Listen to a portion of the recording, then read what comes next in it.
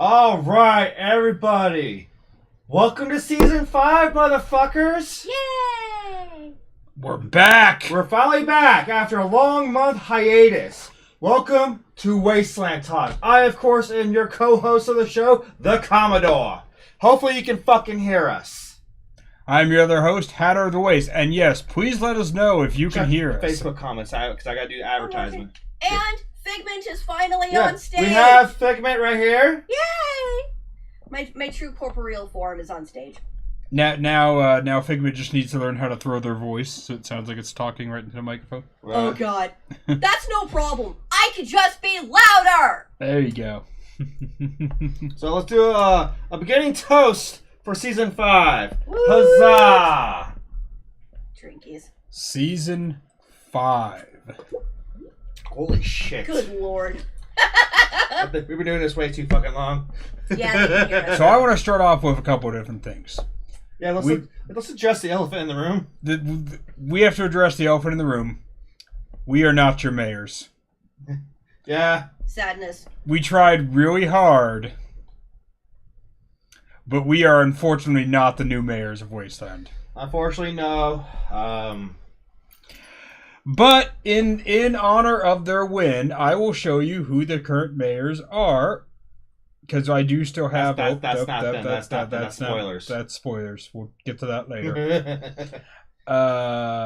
So of course, Red Claw, and your current night mayor is absolutely fucking darling. So, if you guys see them at any of the smaller events, or of course if you saw them at Wasteland, congratulate them. They did a fair run and they won. So, cheers to Red Claw and absolutely fucking darling, our new mayors, and let's give them hell. It's gonna be a quick 2 years. Because one of the biggest things that everybody promised, and we'll get to this too, in the debates, was this big promise of how much more Tent City is going to be included in Wasteland and in the shenanigans of Wasteland. Yep. We'll get to that a little later, but I say we hold them to that. Absolutely. Which means, like I said, let's give them hell. Mm-hmm. If they say that they want Tent City involved more, they need to come out to Tent City. Mm-hmm. Yes. Instead of like the Tent City going to the Wasteland City needs to come out to the Tent City. Mm-hmm. Yes. Equal. It needs to be equal. You gain friends by coming to our territory and showing us the lore in our area. And that encourages people to go play in lore in the big city. If you can create a rivalry, create a game where you're pulling people, where you're going into Tent City and pulling people right to that action, and then tell them, hey, the next chapter's in the main city, people are going to follow. And if you play back and forth with the people in the city and with the people in Tent City, and you play on that, you know, we're separate, but we're neighbors, but we're trying to work together, but you actually play on that, I think it can be successful. But all I saw at the debates was a lot of empty promises about all the things that they're supposedly going to do for Tent City. And just a lot of shit talking towards others. And I want to see them honor that. Yeah. Live it. Be who you said you were going to be. You know? If you're saying that you're going to be a mayor for more than just the Skullduggers, it shows when we see the lore. When we see what plays out. Yeah. But also, another thing we should probably address, you're probably wondering, hey, where's the Wasteland Talk episode that you did at Wasteland? You want to answer that, Hatter? That's the other elephant in the room. Yeah. The reason we were asking about our sound earlier, and I assume by now, since nobody's told us otherwise, you can hear us. What? Oh, continue. Okay. So, for whatever reason, there is no audio except for static and buzzing on our recording from Wasteland. So we can't really upload it because you ain't gonna hear shit except for that pleasant noise he just described. Yeah, it didn't pick up any of our audio. The microphone was hot the entire time. I don't know what it picked up, but it picked up static and buzzing. And there's no way for me to go back and fix it. Unfortunately. The only thing we can do at this point is move forward. Mm-hmm. Yep. So we're basically going to recap what we just talked about on our Wasteland Talk episode at Wasteland. Yes. And even reenact a couple of things that we did at Wasteland Talk's Wasteland Weekend episode. Yes. So if you didn't get a chance to come out to Wasteland, you will get a recap of our episode to the best of our ability to remember everything we did and said. There's a lot. There's a lot that happened, and there's things that just can't be recreated. The magic of having a live audience, especially with the cowfuckers there, who always bring a very fun, exciting time. Oh yeah, they help make the show magical. And glow-in-the-dark dicks. And glow-in-the-dark dicks. dicks. And they also have vaginas too. And they had vaginas. I can show those off later. I have those. They threw them at us, and I have some in. And I have some in my little poker chip box. Santos has an idea. What's that? For the video. Huh. Redo the audio like an old kung fu movie with bad dubbing. That could be funny. Given enough time, the recording exists. Given enough time, we could do something with the audio. Oh, and the cowfucker said that too. But we haven't done it. We haven't figured out what we're going to do just yet. So I still have the recording, but yeah, there's no audio. We'll take suggestions. Yeah. Yeah. So we have to figure out what to do going forward. But I got to be honest, guys. I need help. I don't know sound equipment well enough. I've been learning as I go to do this show, but my low-level knowledge compared to someone who actually is a sound engineer, who's actually had training, there's no way I'm going to meet what anybody with actual sound tech experience has. Yeah. You got the tech side, not the sound side. And so if there is somebody in our audience, and I know that Zeke had expressed a possibility. But if there is somebody in our audience who's willing to help us at Wasteland and other live events, to just be in the background making sure that our sound is actually recording, that would be a huge help. Sure, I think Zeke did that for our first time we did it at Wasteland Weekend. Yeah. When we were at the rec room. When we were at the rec room, yeah. The rec room, the only problem with that was because it was in the city, we picked up too much background noise. Yeah. And that was the main reason that we wanted to go out to Goat Heads, is because there isn't as much background noise. It's a good in-between of the main city. And last year's recording went well. Yeah, I mean, the lighting was a little bright, but we were able to correct that. But the audio was fine. This year, the audio was terrible, and the lighting was fine. So Mr. Brown is saying, I'm working on something for y'all to help with audio. Oh, that cool. would be great. We would appreciate Brown? that. Yes, Stephen Mayfield. He's one of the cowfuckers. Oh, Charlie Brown. Charlie Brown. Yes. Charlie Brown. Yes, Charlie Brown. I was told Mr. Brown. Okay, I don't know. I see his shirt. I'm immediately going to think the name Charlie Brown. I'll keep that in the notes. No, he does wear the Charlie Brown shirt for sure. There we go. But Mr. Brown also works because Mr. Brown is a drug reference. Yes. Yes. and there are brown cows. So it works on so many different levels to call him Mr. Brown. That's where we get chocolate milk from! Yes, totally. That's where we get chocolate milk from. Dear Lord. The more you know. Funny enough, there was a study that was done that there are legit a decent amount of people who believe that. I believe it with our education system. Oh yeah, absolutely. Especially since we don't have a federal standard for education. We have state.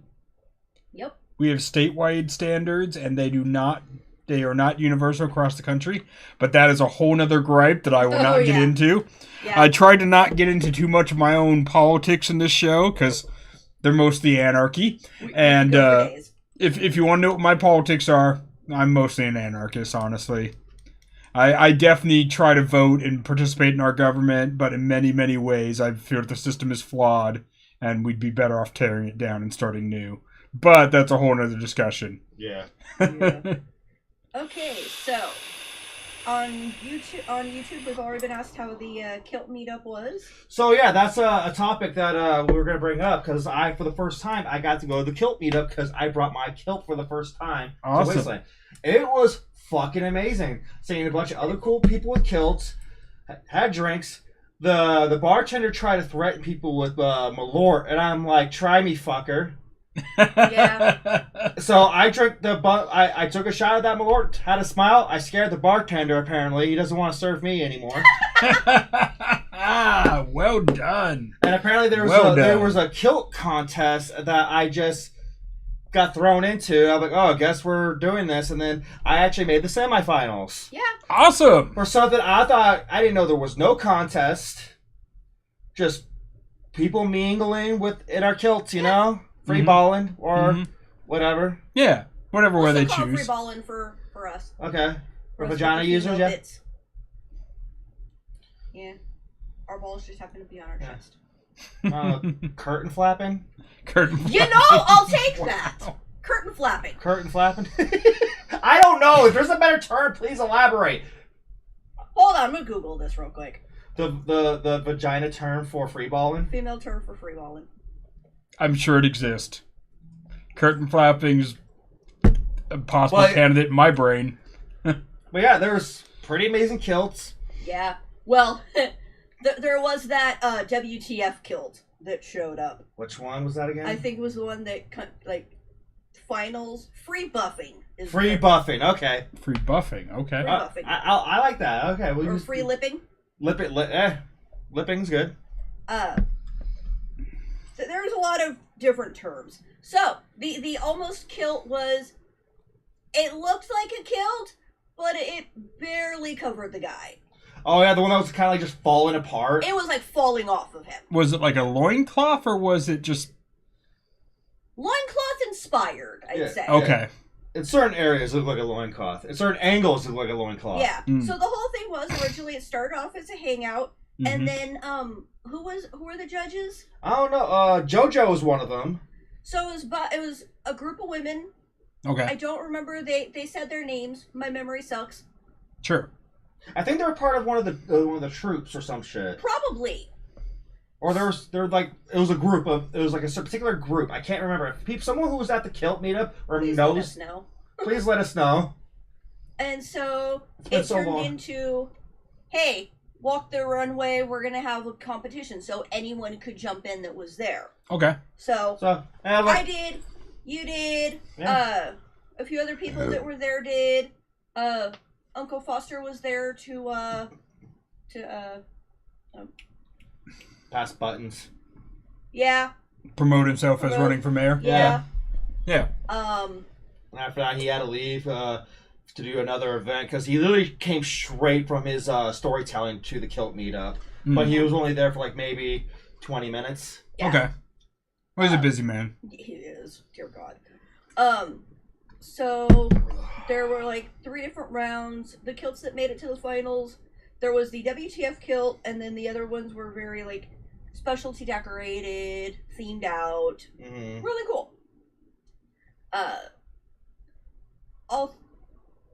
There was the guy who I think came close to winning, where it was like, hey, I'll give you a joint if I win, and they're like, yeah, sure, and they won.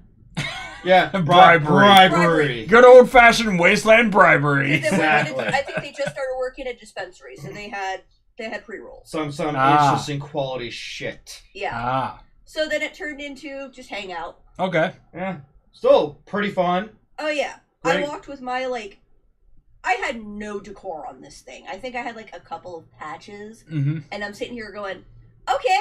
So now I'm getting ideas on how to decorate my kilt for next year, because I had one of his kilts that didn't work for him. Yes. I remember that. We did not get our matching outfit. No, Picture. we were all over the fucking place, babe. This year was something else. Yeah. Let's just say that. Yeah. Like I said, this year's Wasteland, I had a lot of fun with it. It's probably not my top favorite, Absolutely not. but I had fun with it. Daytime was good. I was riding around on my scooter. Thank you again, Gilly, for helping charge that. I had a cast on. I had a couple people sign it. Daytime was good. Nighttime, with the exception of the first night, got worse by the night.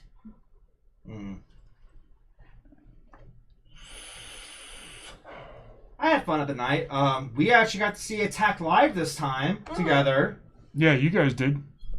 Yeah. Yeah, for the third fucking attempt. That's okay. That's okay. I'm now 0 for 2 with my girl. So You'll get there. It took us 3 years. Yeah. we are sitting at 0 for 2.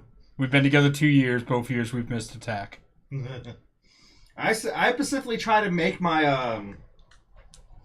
DJ scheduling to where I don't DJ on Fridays just so I can go check out Attack. And then this year... And then I totally forgot, oh yeah, there's the Ghoulcrest takeover. But luckily, Captain we'll do it later tonight. And I'm like, cool, that means I can actually at least see Attack live. Oh, cowfuckers. This was the most fun year I've ever had at Wasteland. It was also the first Wasteland where I left my camera at camp the majority of the time. Yes, you did. Nice. Yeah. And this is also sadly the first year, again, no Cow Mama. She was heavily missed. Yeah. But holy shit, the beer that they brought. Dear God.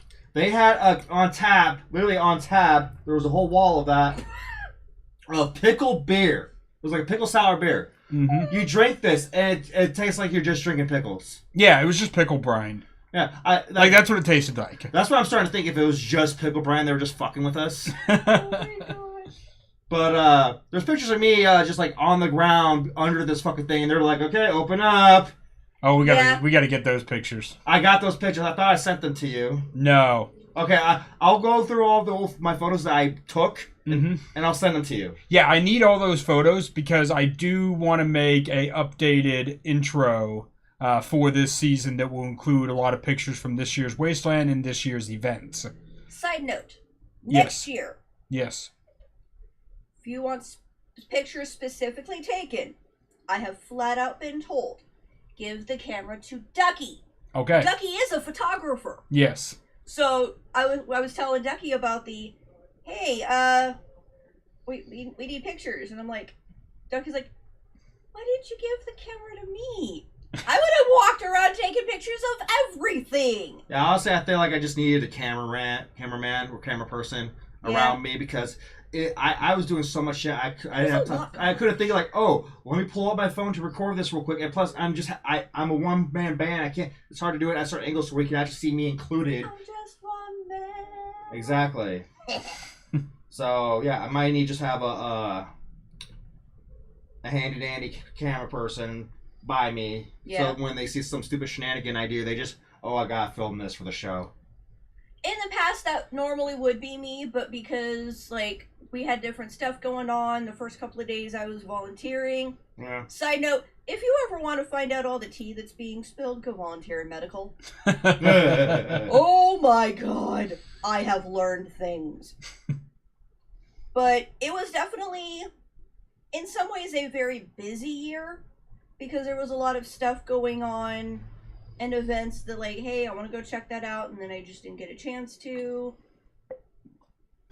Bartering was pretty cool this year. That was me. Yep. Well, we know our audio's working. Yeah! And speaking of, there's a Ducky. Oh yeah, Santos. So Santos was my ride to Wasteland this year, and this whole trip he's just. Oh, I can show off the. He was giving me so much shit this nonstop trip, because me running for the nightmare and shit, and he was all. Oh yeah, that happens. And he is all like, watch, really around the corner of check-in. And he's like, watch, we didn't have to check anything or anything. They're just like, oh hey Commodore, you're gonna be the next nightmare. Just go on in. Yes. You turn around the corner. So people go, oh hey, it's Commodore, the future nightmare. Hey, I just need to check your shit. Okay, check your tickets. Cool wristband. Go on with it. They didn't even check the car. Very nice. And yeah, Santos was like, I fucking called it.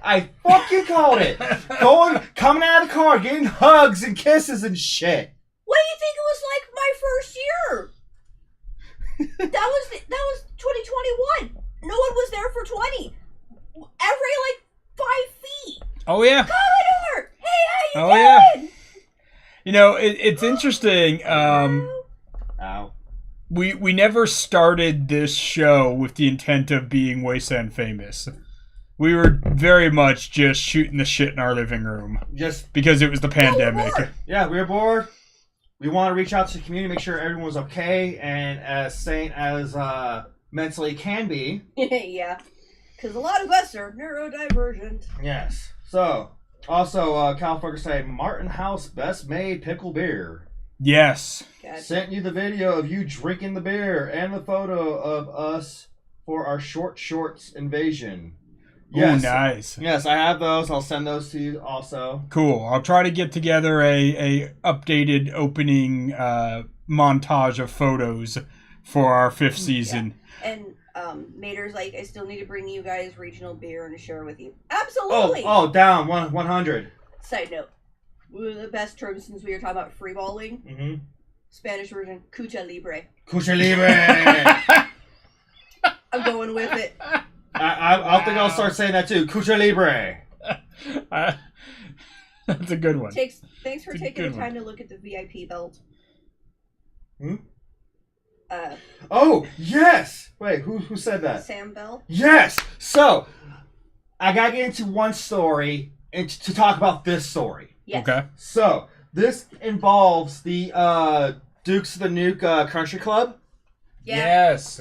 I really should have signed up for that. Yeah. Commodore and I applied. Commodore was the one that was accepted. When I was the one that told him about it. I didn't even bother applying. I forgot. I did. So, this, I picked up my membership card. It's really nice little gold card with the logo on it. It's pretty. Oh yeah, really lovely. I try to hold this on here. And we were gifted this cool little 3D printed, it's a bear trap cup holder. So when the cup presses on it, the teeth closes in on the cup so it holds it in place. Yes. It's pretty cool. As far as the 3D print goes, like Those are pretty cool. And it is wowing. And this is like all 3D print like in one. From what I saw, like maybe one piece. It's one piece. It's one solid 3D print. Yeah. So whoever designed that, fucking hats off to you. Fucking gorgeous design job. And there was other colors too. There was this red one. There was a I think a black one, and there was like a gold/silver one. That was supposed to be like the limited edition rare one. Oh, so they had chase versions. Yeah, they had chase versions, but you don't know what we're gonna get because it was all in a little black box. So we open it, you that like any other little mystery prize. Okay. So I ran into this this gentleman over here from the LCC. We were talking about wrestling and shit, and he was talking about we got a new VIP membership thing. It looks like a championship belt, and I'm like, shut the fuck up. The one thing that he would want. Listen, bastard, if you get 2 special VIP passes and I still haven't even gotten one. Oh, no, trust me. You got one! That's because you I have a VIP pass, Yeah. but not a special one like your fucking cloak. Oh, you can have the cloak. you mean this one? If you get a belt and a cloak and I still don't have something special, come on. So, yeah, he was like, oh, let me get this. Mm-hmm. Hold my hat. Holding. Yeah, let's get all VIP right here. Right. Fancy bitch. Which now I have I was also given the new official VIP patch to go on my coat. See? What the hell? What the hell? Where's my fucking VIP patch? Where's my fucking cloak? You gotta do what you did last time. You gotta steal it. Yeah. Seriously. I think another heist. I'm gonna have to plan another fucking casino heist and get what I'm owed. Did that one happen? What? The one that was planned? What? I don't know what you're talking about. We'll talk off camera. That just reminded me of a thing I overheard someone talking about. So, he was talking about, it's a championship belt where, like, the main plate is, like, the casino, like, medallion chip. And it's got the 2 side plates, which is basically LCC, VIP. And the fucking main plate, it spins. It should. Like John Cena style. So it's one of these. Yeah. Yeah, let me see if I can hold this up to the camera. But it's one of these, which is their like special higher quantity chips, and it spins. It's a saw blade. You Santos can't see is it like, low enough. your VIP is probably in the back of the helicopter hatter. So fucking apparently it went missing. Oh. So the next day I went to the casino and he's like, okay, we found it. It's going on auction tonight. Do you want to at least look at it? I'm like, fuck yeah.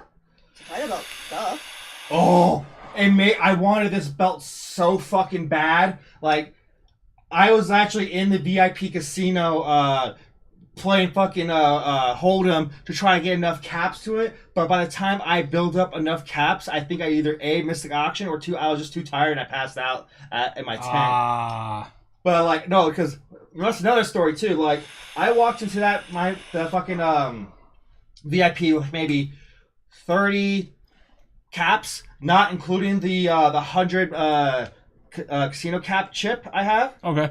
Yeah. Including that chip, I probably walked out of that table with over 400 caps plus fried chicken. Damn. Yeah, it's a good run. Yeah. It's a solid run. Was that after the ones I gave you? What? Was that after the ones that I gave you from going in the casino? No. Okay. No. It's basically what I had in my own. All I had in my pouch. Gotcha. But yeah. Oh, it went for 1,600 caps. See, I was nowhere near that. Okay. I knew it was gonna go because usually like VIP like that goes for like high price. Oh yeah, that's why I got my VIP outside of Wasteland. Yeah. At Winter Games years ago because I knew it was gonna be cheaper there. Well, yeah, if I had the caps, I would have like totally bragged to have like a double VIP. I'd start calling you Roman Reigns. Oh yeah, I'll be the VIP collector. That works. I mean, fuck, I got the casino, I got fucking Country Club, I got Ghoulcrest. Yeah. I'm pretty sure I have a bunch of others just lying around that are no longer active or yet to be active. I know we got Zeke's VIP. We technically do have Zeke's VIP. They don't have anything physical about it because it was a collaboration with the casino. Yeah, it was a joint thing. If you had one, you had the other. Yeah. And so, since we were both VIP members at the casino, we used that badge to go into Zeke's. And we even checked out, hey, is this cool? And they're like, yeah, it's cool. Come on in. Yeah. You know what? Just as a side note, for those of you, I know like space is limited, but the VIP spots need to have a thing where like, hey, you can come in and watch, but you can't play. That's the only way I'm gonna go in. If it's a VIP like the casino. Yeah. And at Zeke's, it's more of like a smaller lounge that's quieter than the main lounge. It's not really a place to play. It's a place to chill, to get out of the main crowd. See, that one I could plausibly go for. It's like, but the casino, it's a gambling. But for me, it's a high-end gambling. For Zeke's at this point, I'm pretty much just like their entertainer for hire. Yeah. So yeah, kudos to the winner of that fucking VIP title. Fuck you. Yeah.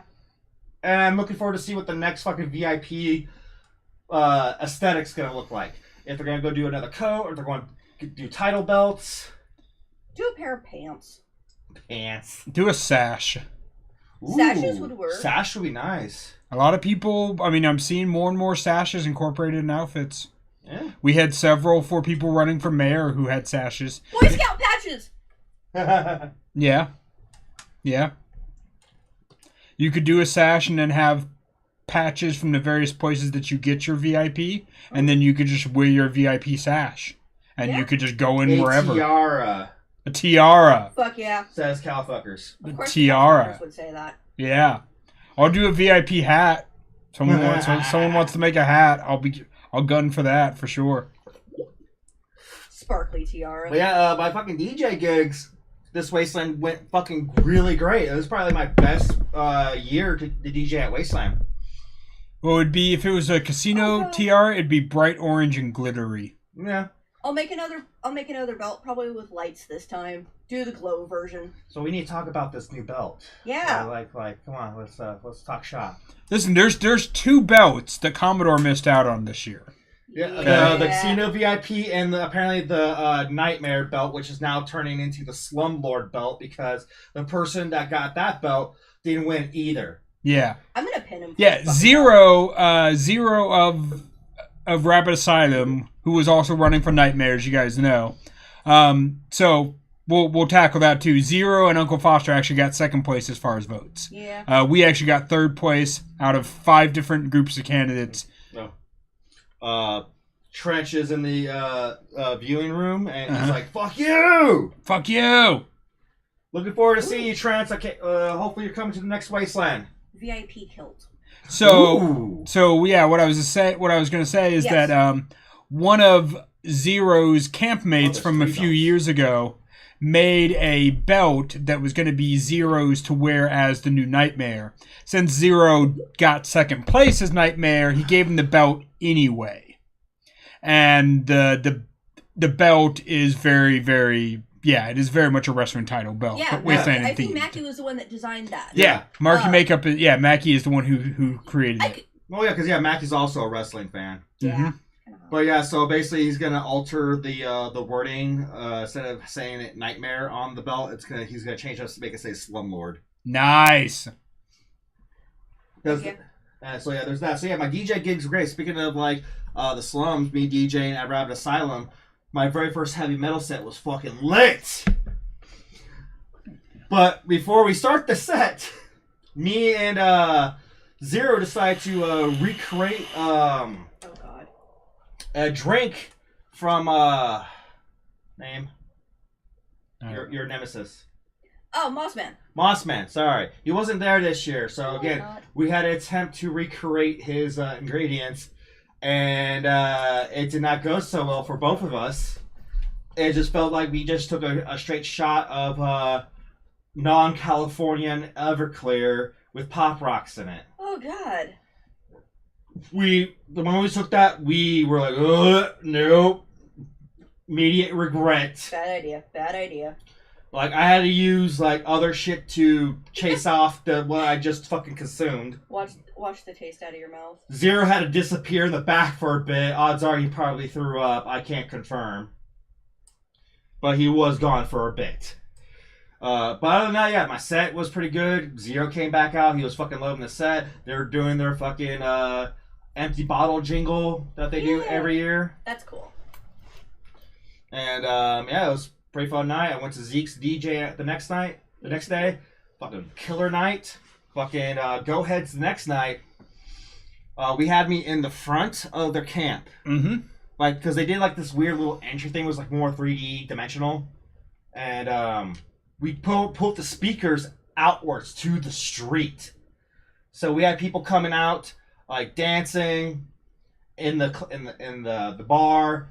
In the streets. Yeah. It was great. It was so fucking fun. So yeah, great year of DJing. Can't wait for my next time to DJ in the Wasteland events. Yeah. Let's see what else happened. Oh God, I forgot. How did I forget about that? What? So we all know how reception at Wasteland is kind of sketchy. Yeah. Midway through the day, I think. What day were you over at Zeke's? I don't know. Thursday.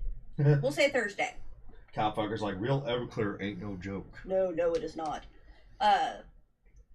Thursday afternoon, evening. My phone finally fucking starts getting reception in one of the random spots around Wasteland, and I get a fucking message that my brother, the one I actually like, just had a heart attack and was going in for open heart surgery. Oh yeah, that did happen. So Wow, that's not good. that fucked up my Thursday. My niece was keeping me updated, and I'm like, I don't have I have very little reception right now. Yeah. Please continue to send things to me because I'm out in the middle of the fucking desert. Yeah. He is fine. He recovered. He's good. He's home. But that was a very very sketchy few hours. Cause like I'm wandering around like, okay, freaked out, tried to find you, that whole thing happened. Yeah. We're getting walkie-talkies next year. I like that. Or something. Oh, hi, Ruby! Door's open. Go ahead and let yourself out. Our neighbor's cat has kind of, Sneaks in. broken in. Oh, you can get in on your own. Anyways, back on topic, please. So, that whole thing happened. I'm gonna get up and let her out. Overall, pretty decent weekend. Yes, huh? I missed you. Yes, I did. Gotta move the shoe. And she's out. I'm grabbing the fan. It's fucking warm. But good weekend. Days were good. Nights were not. Nights were something else. Nights were cold this year. Whoever cursed the W, fuck you.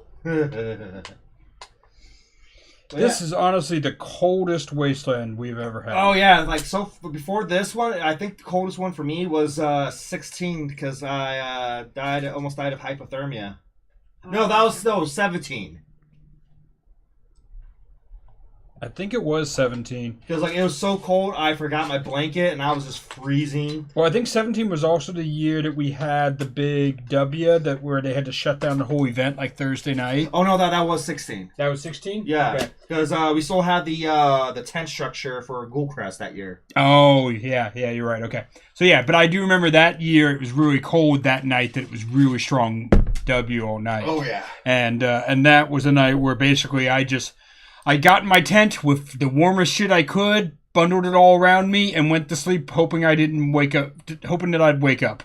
Yeah. Because I was just fucking cold. Saturday night. I was so goddamn cold. Because Saturday, like... Oh no, the W fucked us your whoopee was a saver. That whoopee was amazing. I love that thing. If you want warm and cool blanket, go to the Army surplus stores and get a whoopee. Those things are magic. Oh yeah, it fucked. That's like I didn't get the whoopee until Figment showed up, and so those first few nights I was freezing my ass off to where I got little to no sleep. But when the moment they brought that whoopee, the whoopee helped me. Also, an extra body helped, so that was a bonus. Yeah, I had my sleeping bag. I was fine. Yeah, I don't really do sleeping bags. You do not. And you're a fucking space heater. That was something. So I want to talk about a little adventure I had to do at Wasteland. Okay. So I went over to check out the Sunken Norwegian tribe. They come up there, yeah. They come up to me like, "Hey, we're doing a meat contest. Oh. We want to see if you want to be a judge." I'm like, in my head, I'm like, "Fuck yeah, let's try that." Like, I'm trying to try some cool like meats. Let's see what kind of fucking what people bring to the table. Like, we might try bring some lamb, maybe some interesting like cow product, or maybe some duck. I don't know. Yeah. I get there.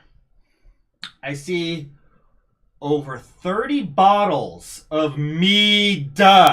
With a D at the end. Alcohol. Yeah, not meat. Mead. Okay. So, fuck that up. So, mind you, I was saving up my appetite for this, so I didn't really eat a whole lot. So now you're in an empty stomach. So I really everything's processing. I'm like, oh, it's gonna be one of those days. And it was. So there are some really interesting fucking meads that were in this contest. My personal favorites one was the blood orange one, which was was the winner of its category.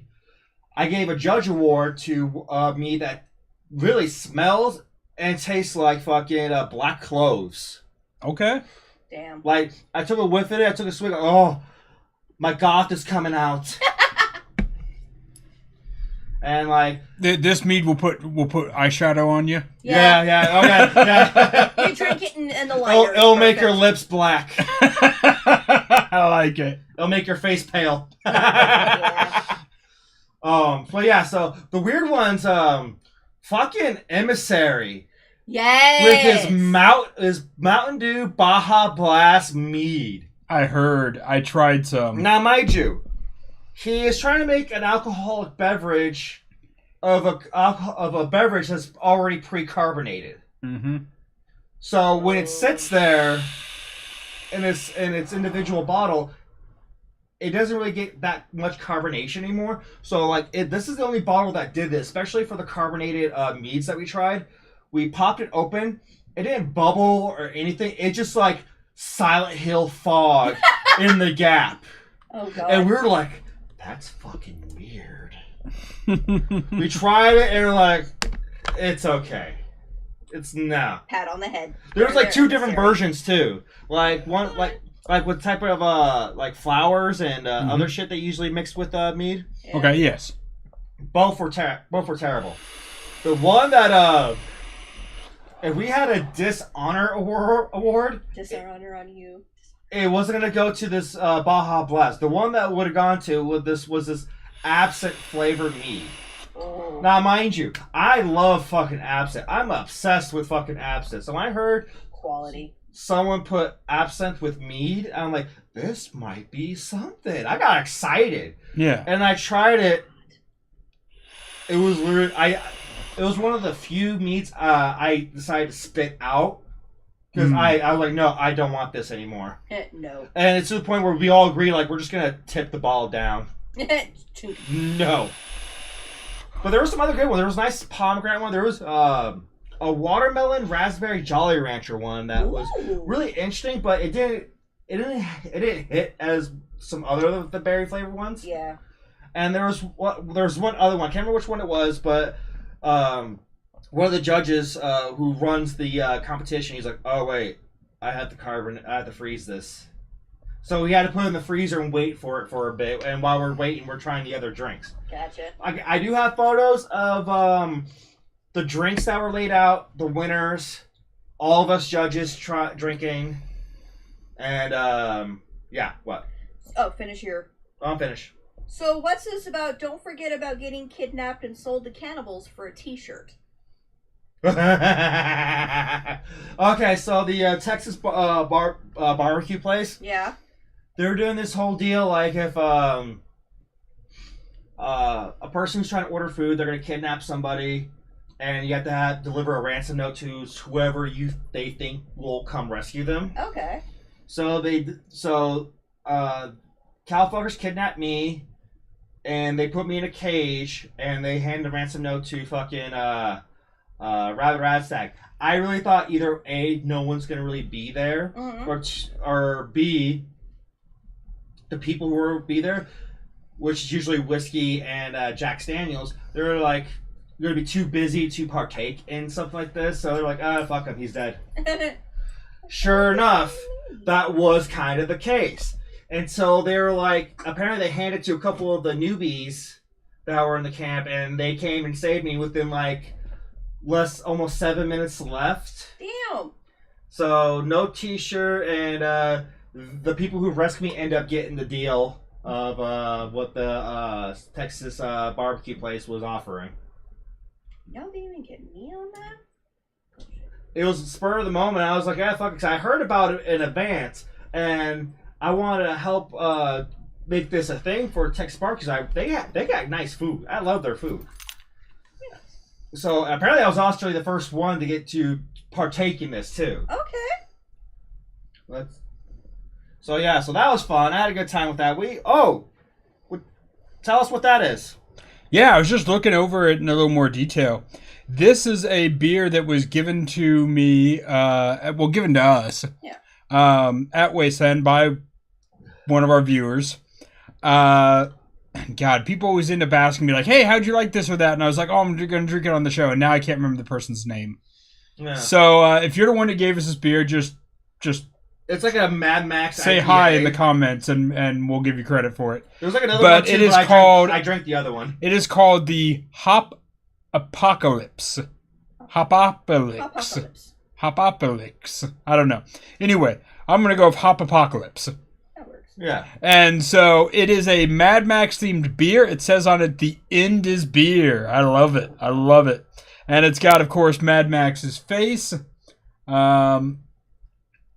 And it is a crisp double IPA. Ooh.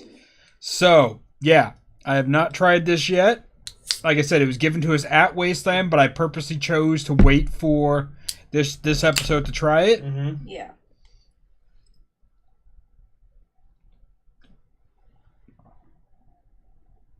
Oh, that's good. Yeah, it's like a bottle. It's like a barrel age. You got to try a little. Okay. I know you don't usually like double IPAs, but it's got a barrel. I'm usually nitpicky with it. It's got a smoky, like barrel aged flavor to it. It smells good. Yeah. Taste that? That like whiskey barrel aged type flavor to it. That's good, right? Especially when you breathe into it. Oh, yeah, that is quite tasty. Oh. Half price barbecue is the prize. Yes. which with their prices, that would have been very budgetly helpful. Yeah, no, I mean, their prices are high, but then again, they also give you a ton of food. Oh, yeah. A lot of food, like, basically a whole, like, meal, like a drink, a side of chips and shit. And I mean, honestly, depending on how much you eat as a person, Yeah. you could split that meal if you don't eat as much as, like, someone like Commodore. Oh, yeah. You could, an average-sized person could split that meal between two people, easily. And you would both be full. Oh, also, speaking of people and food vendors at Wasteland, fucking Crip from the Dinky Dive. Yes. Great friend of ours, regular viewer, my usual go-to source of Yangling. Yes. Yes. Him and his dad ended up finding this for me. It's a that's so adorable. It's a Das boot glass that's also a Stein. It's so adorable. Though I'm a little concerned about the metal piece right here because it's making the handle part kind of chip and crack a little bit. So I'm gonna have to do a little bit of sealing things. So I'm not gonna be a constant user of this. I might use it more as a decor or drink it in special occasions. Special occasions. But I really like this. Yeah, the little German hat for it. Oh yeah. I mean, just it's beautiful. Amazing. Yeah. Amazing. And I even dubbed it, called it the Crypt. Nice. Yeah. One of my little boot glasses, it now has a crack in the toe. Oof. So I'm down to one boot shot glass. Damn. I know, it's sad. But, speaking of those things, oh yeah, sure. So we tried the mother's milk. Junkie bought that for me. Yeah, someone was selling. It was Dinky Dive. Dinky Dive had mother's milk. Now, what I didn't drink this, so Figment, if you want to elaborate, it was coconut milk, right? It was like coconut milk. It was like coconut milk horchata, kind of. I remember reading about it. I didn't actually buy it, but I was interested. Yeah. Well, I normally don't drink coconut milk. Yeah, that is not my thing. Well, neither do I. But just the fact that it was mother's milk, I was interested. Yeah. So I tried it, and I'm like, because it had like cinnamon in it. It was coconut milk, a couple of other things, and I'm like, I tried like, oh, that's actually pretty good. It definitely reminded me of horchata. Okay. So you get to keep the glass. That part was cool. Commodore here kept going to the same vendor for food. Who'd you frequent? Who'd you like? Oh, yeah. So he has been told that next year, they did this year, he didn't see it. Yeah, there's like a family reward thing for this food vendor. Okay. Will help the make apocalypse? The apocalypse, yes. Yeah. Okay. They had like this amazing like steak grilled cheese sandwich and these amazing lemonades and some other stuff. Which speaking of which, okay, something I gotta address. Where's the grilled cheese hut this year? So the grilled cheese hut is probably not going to be more of a Wasteland weekend thing. It's more going to be like more of a nuclear winter thing. So I have to go to Nuclear Wind to experience Yeah. it. Okay. Yeah. Join the club. Okay, fair point. Okay, I just wanted to know. Because trust me, I checked in on that, and they're like, yeah, no, we're just not feeling it at Okay. Wasteland. There's so much going on. We'll probably do it for smaller events like Nuclear Winter and whatnot. Sure. Like, cool. Yeah, because you got the ins on that and you're not telling anyone. No, I'm not allowed to. Yeah. No, I get it. Yeah. I was just like, I didn't see it at Wasteland. I looked. Yeah. I tried. So If it's not going to be there, cool. I'm okay with that. I just want to know so I don't keep looking for something that isn't there. You know. And we also ate at the Cowfuckers. They had that stir fry. Oh god, that steak. Oh yeah, it was so good. Thank you, Mr. Brown, of elaborating that. Yeah. It was kind of cool because like literally right before that, we went to have some fucking poutine over at the fucking CCB. I had poutine. You had poutine. You had the stir fry. Pizza. That's right, because they had like freshly baked brick oven. They had a fucking pizza oven. They had a pizza oven in the Wasteland, and I'm like, hell yeah. Lord. So yeah, like things I love about the Wasteland. You eat like a king when you're at Wasteland. Oh yeah, always. So, the Apocalypse people, they had a thing this year where if you bought a $90 worth of vouchers, you got like paid $90, got $100+ worth of like food and like a couple of extras. And they told him when we went there, it's like, You have been here so much. We do this, and I'd seen it. I just didn't think that. I was use not. it that much. I wasn't told shit. So, like next year, watch out for us. You need to get this because they give you. It's like food vouchers. Okay. And you can definitely max out what you get. So like points. Yeah. Kinda, Like rewards points on some of the mobile apps type of thing. Because like that was pretty much one of my go-to spots of getting food when I didn't feel like digging through my can of SpaghettiOs. I still can't believe you. I mean, I've known you for years. I've known this about you for years, but you survived Wasteland on fucking canned goods. I'm just like, why, my friend? Because in fucking 16, 16, fucking ants ate all my food. I know. So I don't trust like that. I'm getting canned food where they can't fucking get into my food. Now, the follow-up to that is, how many cans of SpaghettiOs do you have left? Well, after discovering the fucking the food vendor, I still have a good chunk of SpaghettiOs still. Yeah, actually, I might take a couple of those. Yeah. So my point is that even though it takes some planning, yeah, I would say that the way Hobo Junction does our food, y'all's amazing, has always been good. It takes. I mean, honestly, every year I feel like we're scrambling last minute. Yeah. But we do so just to give you guys a little bit of tips. If you're running a camp and you want to do food, if you have someone who's passionate about food and they want to cook all weekend, that's fine. If they want to, let them. But honestly, you can end up eating up your entire event just cooking. Oh, yeah. Yeah. And so in our camp, we had a person, Buttons, who a couple of years ago was like, oh yeah, I'll cook for you guys all weekend. Well, that wasn't how she wanted to spend her entire Wasteland. No. So we went back to a system that I had before, which was what we call round robin cooking, which means everybody in camp picks a meal. And you cook one meal the entire weekend, but you are cooking for the entire camp. Yeah. And so we had 8 people in our camp this year, maybe 9. And when you cook, you're cooking for 9 people. But thankfully, because of the way it's all planned out, we've got multiple days, multiple meals. You're only cooking one meal the entire weekend. Mm-hmm. So anyway, I made, when it came to my turn, I made chicken tacos. And I made good chicken tacos. I'm a decent cook. I'm no fancy, like I'm not winning any awards. But you will not go hungry, and you will like my food. I'm sorry, I just remembered the chicken tacos fucking Camp Daddy made for us at Rabbit Radstag. Fucking Chad. Yeah. Oh, his chicken tacos were fucking. Oh, the whole camp fucked those up. But yeah, Buttons does the bacon pancakes. Yes. The chai bacon pancakes. I now have my delivery god. For that, basically. Oh my god, those are so amazing. I missed out on that because I was volunteering, so now Buttons and I have worked a thing out. Okay. you have to have her chai bacon pancakes. Oh god, that shit's fucking amazing. There was a lot of good food. And even if you're vegan, just get the chai pancakes. Yeah. She makes them without bacon also, because we do have a vegan person in our camp. Yep. Yes. And so we made sure that we had some that were just chai pancakes, and even just chai pancakes are fucking amazing. It's just your instant pancake mix, but you switch out the water with chai, and it changes the flavor so much. And it's a great wake up. Yeah. And the chai bacon is even better because the bacon's in the pancake. Yes. But if you don't eat meat, then just get the regular chai. Either way, it's an amazing pancake. Every time. So basically, Trench over here is like, I'm that asshat that could live off of MREs and ramen with beef jerky.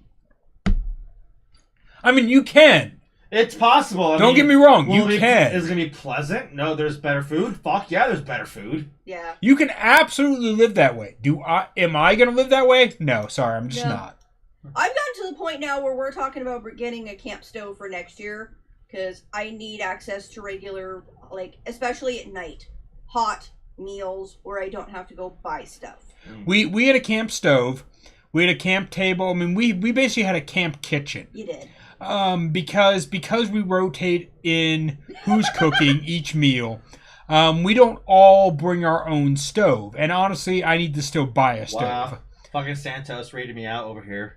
Yeah. Commodore doesn't need to bring food. He can just walk in any camp and they'll feed him. Basically.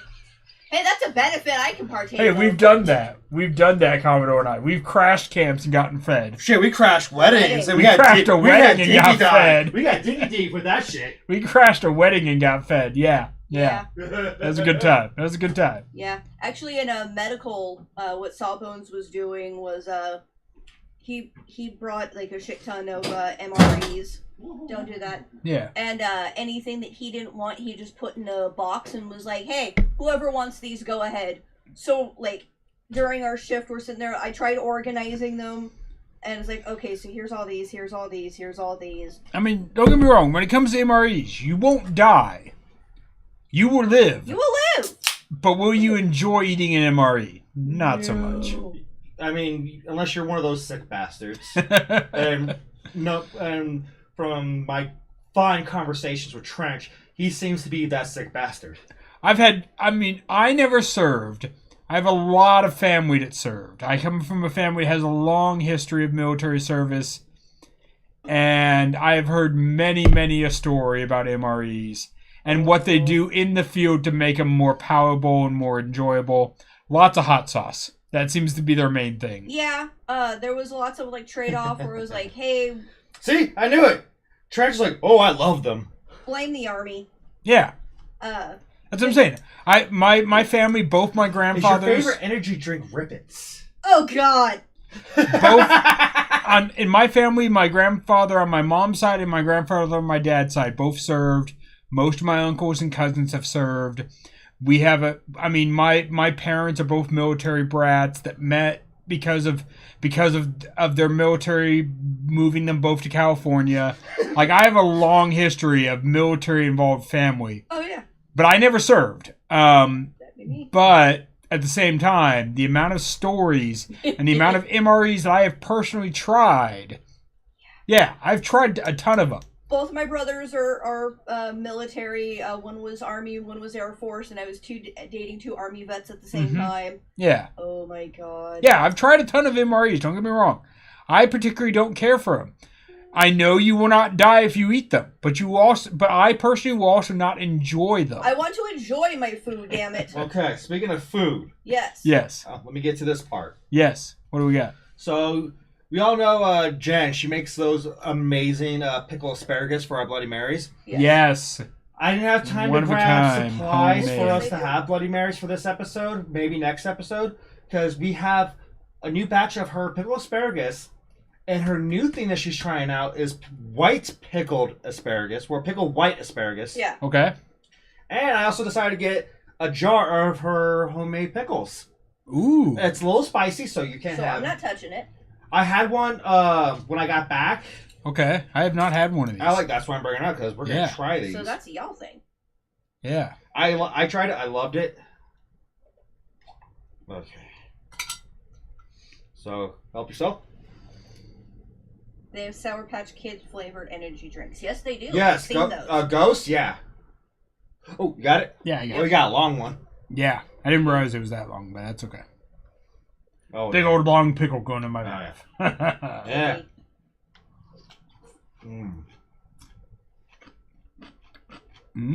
Right? Okay. Not too spicy, but has that kick.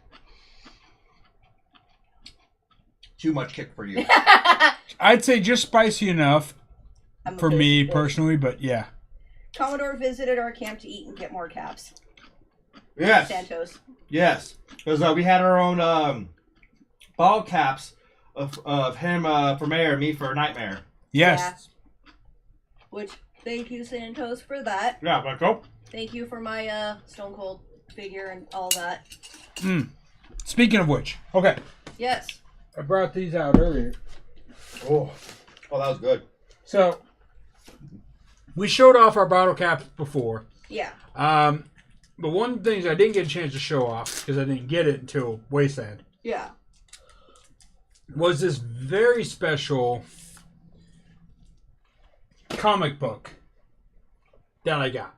Yeah. So, let's see if we can hold this up to the camera.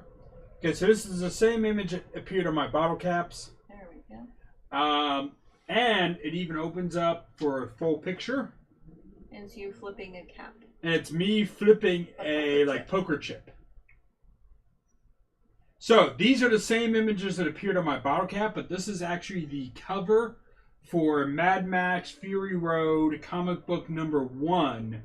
You can see it's a standard comic book, but it was special artist drawn, and Santos is the one who did all these. He did them for a number of iconic people at Wasteland. What? Nice. I consider this a true honor. Yeah. Santos, thank you for this. This is amazing. If I can go back in time a little, when I first proposed the idea of being Hatter, the Mad Hatter of the Apocalypse, I got some pushback on it for sure. And I've shared this story before, but a lot of people were on this concept of like, oh, they only understood the Mad Hatter as a Disney concept. And they're like, oh, we can't have Disney goofiness coming to our Wasteland. And I'm like, I'm not doing that. Yeah. I'm a fan of the Lewis Carroll's original Alice in Wonderland. Yeah. And the various books that follow that up. I've read those actual books. Yeah. All the way through, cover to cover. You know, I've read the entire fucking series. I wanted to bring that inspiration to Wasteland. The idea that for some, Hatter's this iconic. Yeah. Is an honor. Is a genuine honor. Because I have worn this persona for 10 years. And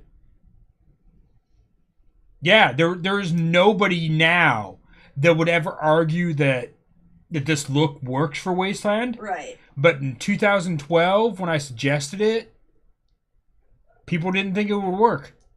Speaking You of, proved them wrong. Yeah. you proved them wrong.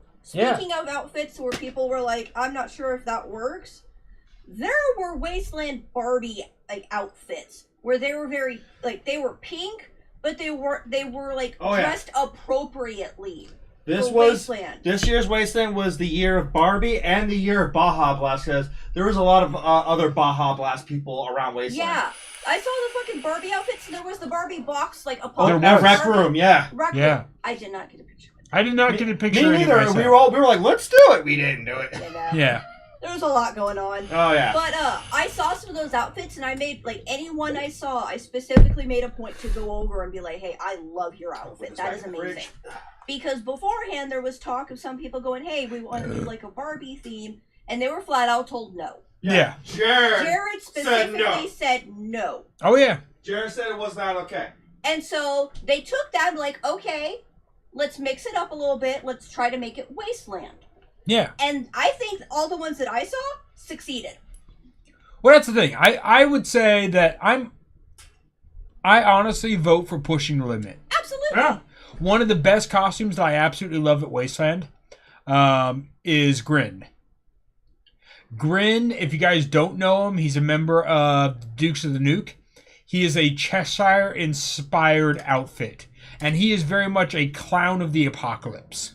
If you want to think of his makeup. It is bright, it is colorful, but it is distressed, it is muted. Yeah. It is a circus freak of the apocalypse, and he does it so fucking well. Yeah. And if you were to describe his costume to anybody who hasn't seen it, they'd be like, that doesn't fucking work. There's no way that fucking works. It fucking works when you see him. Yeah. The distressed smile, the cracks in the makeup, the certain spots that are highlighted and other spots are faded. I mean, just fucking amazing fucking job. Oh yeah. And that's the thing. There are ways to push the limits of what works for the apocalypse and what doesn't. Yeah.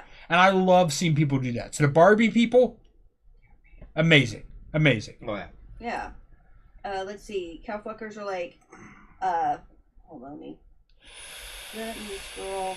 I've noticed the costume rules have been somewhat relaxed a bit since 2020, or at least the enforcement of them. They sure as hell's enforced the Barbie thing, though. There were a lot of blue jeans this year, apparently. That's a lot of new looking. That's because there was no Adam. That is true.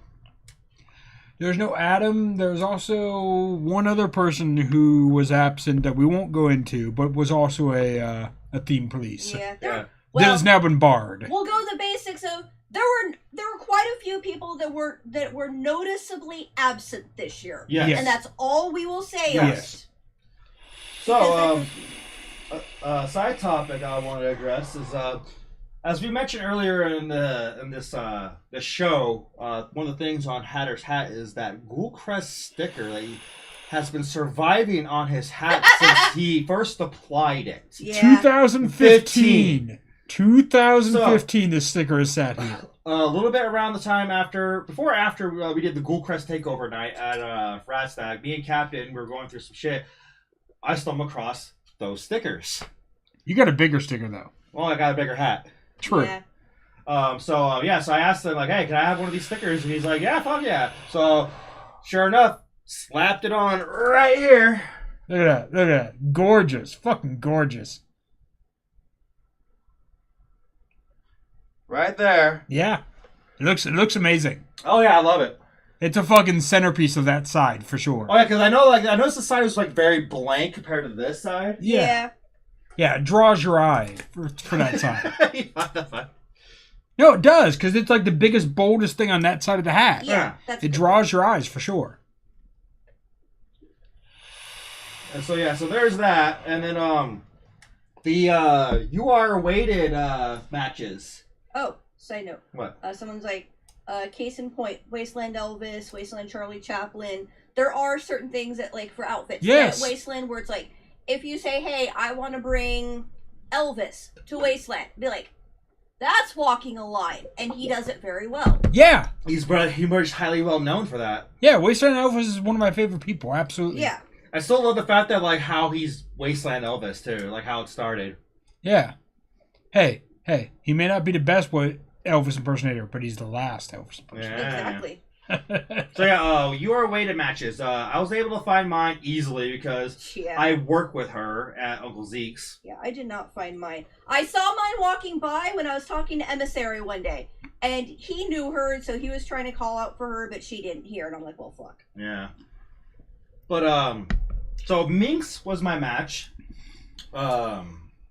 If you don't know Minx is a beautiful creature who's part of Uncle Zeke's, does the paddling meetups at the camp place, especially for the group page for Who Said Romance is Dead. It's a good meetup for them, Yeah. along with, for people who do the UR weighted match findings. And she did like one of the sweetest things for me. She had like a little gift bag for me. Yeah. So in this bag was like these two giant fucking those devil type of IPAs. Oh, okay. And then some pins, buttons, patches of her little logo, which is basically her heart-shaped hiney. Okay. Nice. And some other cool a big ass pack of Sour Patch Kids. But the thing that got to me the most was a pin that I don't think she knew at the time what it was. I thought she was like, oh, it's wrestling. He's gonna love it. Mm-hmm. It's a limited edition. It was a Loot Crate. Yeah. Loot Crate. Stone Cold Steve Austin Smoking Skull Championship belt pin. Yeah. I used to have one that was on my my cowboy hat that I wear to almost every wrestling event I go to with my my posse. But that hat got lost in the car crash. Because it was in the trunk, and the trunk opened up during the crash, and it was one of the things that flew out that I just didn't notice. Okay. Yeah. So Okay. that pen was lost, and then here comes Minx with a new pen of that. Hell yeah. I don't think she knew that because I didn't really tell that story. I didn't tell that story outside of my wrestling community, Right. and I kind of cried a little bit. Oh, yeah. Because I love that pen. It meant a lot, and also reminded me of that tragic accident. I would prefer to forget about that. I know. And there were some other cool little horror pins and gothy pins and whatnot, and like it was such a sweet gift, and I highly appreciate it. That was very cool. Oh yeah, let's see what we got. Oh, Cowfucker's like, hey Gilly, did you ever put that table to use? He Gilly replied, "Don't worry, winter is coming." I love it.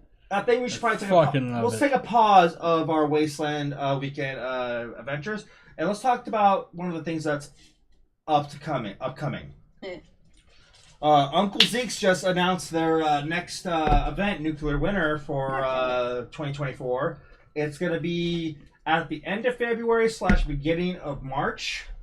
Oh shit! Okay. Yeah. It's that weekend. So they're spacing it out from they were doing it in January. Yeah, they want to do it a little bit more closer to the springs because you weren't there for this. It was colder than what Wasteland was this year. Okay. Fuck. No, I did miss it. That is true. It was stupid fucking cold when they actually did it on a winter date. So they're trying to push it at a later time where it's like more end of winter. That actually might really work well for me. Yeah. Because with Nuclear and then possibly our other event. Yeah. Maybe. Yeah. We haven't heard any Fucking details. Santos. You remember who your match was? Proud of you, Jack. Yeah. And then Nuclear Winter, like, if all three of those events were in January, that'd be a rough January. Oh, yeah. But if they're spread out a little bit more, that's a little more doable. Probably next week is fucking Aftermath. Yeah? Damn. Yeah. That's the East Coast Wasteland event, which we have yet to go. We're still working our way around. Yeah, I think I have better chances of checking out Apocalyptic East than Aftermath, unfortunately. Go ahead. So I'm gonna actually look up the post. Okay. Because there's some new updates for because this year's gonna be they're planning to be bigger and better than what last year. And last year was very bigger and better than the first year. So that's saying a lot. They have a high bar to go with now, for me at least. Yeah. So basically it was like, hey, this year we have upgraded and new experiences for you at Oak Sleep Nuclear Winter. Professional main stage and lighting this year with 4 amazing live bands performing. I'll get to that in a bit. We also will have some incredible performances by other tribes, groups this year, which, side note, me, of course, I'll be DJing at Nuclear Winter. Oh, of course. Of course, Cellbach Cabaret, and apparently the SoCal Nuclear Bombshells are going to be there. That's which is cool. a really well-known burlesque troupe in the Wasteland. They're gonna have new food vendors because apparently that was the issue at the last event because a lot of people are getting food poisoning from the one food vendor that was there. So, side note, Santos got the our banner for the bus. Oh, Santos has see, good. He's now sitting with the Whiskey Runner sign. Good. All right, cool.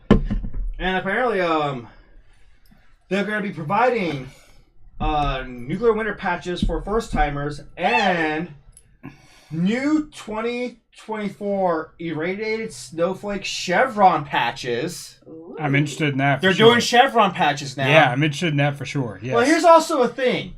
I hope Uncle Zeke's staff is watching this, or will be watching this when they get a chance. I know it's posted on the group page, so please listen in. If you're doing chevron patches now, please make chevron patches for the previous years for those who have been attending since year 1. Me.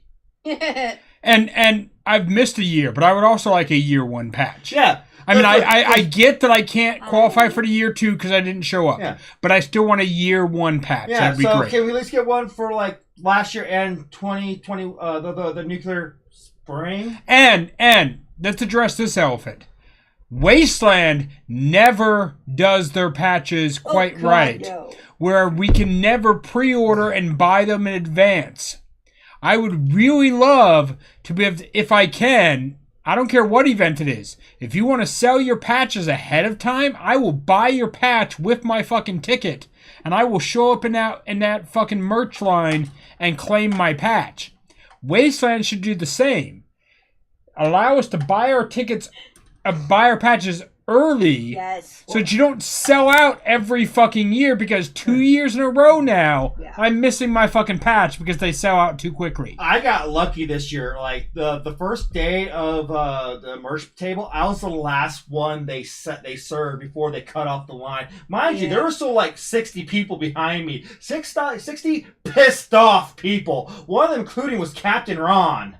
Yeah, I'm not saying you should do anything special. I'm saying you should allow us to buy a patch when we buy our tickets. Yeah. And then when you do, then we can just go to the fucking merch line and claim them. So I can get my fucking chevrons for the last 2 years that I've missed now. But fortunately with Nuclear Winter, I think your chevron will be included. Okay, that'd be great. Along with the actual patch. That'd be great. Here's the thing. They did not bring enough chevrons for people. Also, same thing for volunteers. They've got patches and things, and people have been missing their dog tags for the past couple of years. People have been missing their patches for the past couple of years. Yeah. And it's like, okay. Like, last year, or this year, they're like, okay, because they say, well, we don't have them yet, and then last day, it's like, hey, I've marked off, I got this, but we're still waiting on this. I get there, they're like, oh yeah, we don't have any. And it's like, we'll put you on a list for next year. And I'm like, y'all put me on a list last year for this year. Yeah. And that's the thing, like, okay, so like, for like me, you see, this coat is covered in fucking patches all around the back, everywhere. It is covered in fucking patches. This is what we call a patch coat, okay? Now, these come from a lot of different scenes, but for me, I grew up in the punk rock and heavy metal scene. A vest covered in patches of all the bands you've seen was a Medal of Honor. Oh, yeah. And that's why with the chevrons, that's the Medal of Honor. That shows how long we've been going to this. That's what I'm saying with Wasteland. These are my medals of honor. These are all the years I've gone, all the different events I've gone to, the different bands I've seen, everything. They tell my Wasteland story. Yes. If you don't have the patches, what the fuck am I supposed to do? Right. And like this year, my girl wanted to start after last year. She borrowed one of my coats. Well, my duster is also a patch coat. It's covered in fucking patches from all the events and everything I've done. She borrowed it and loved it and wanted her own patch coat. So I bought her a coat at Wasteland this year at the event.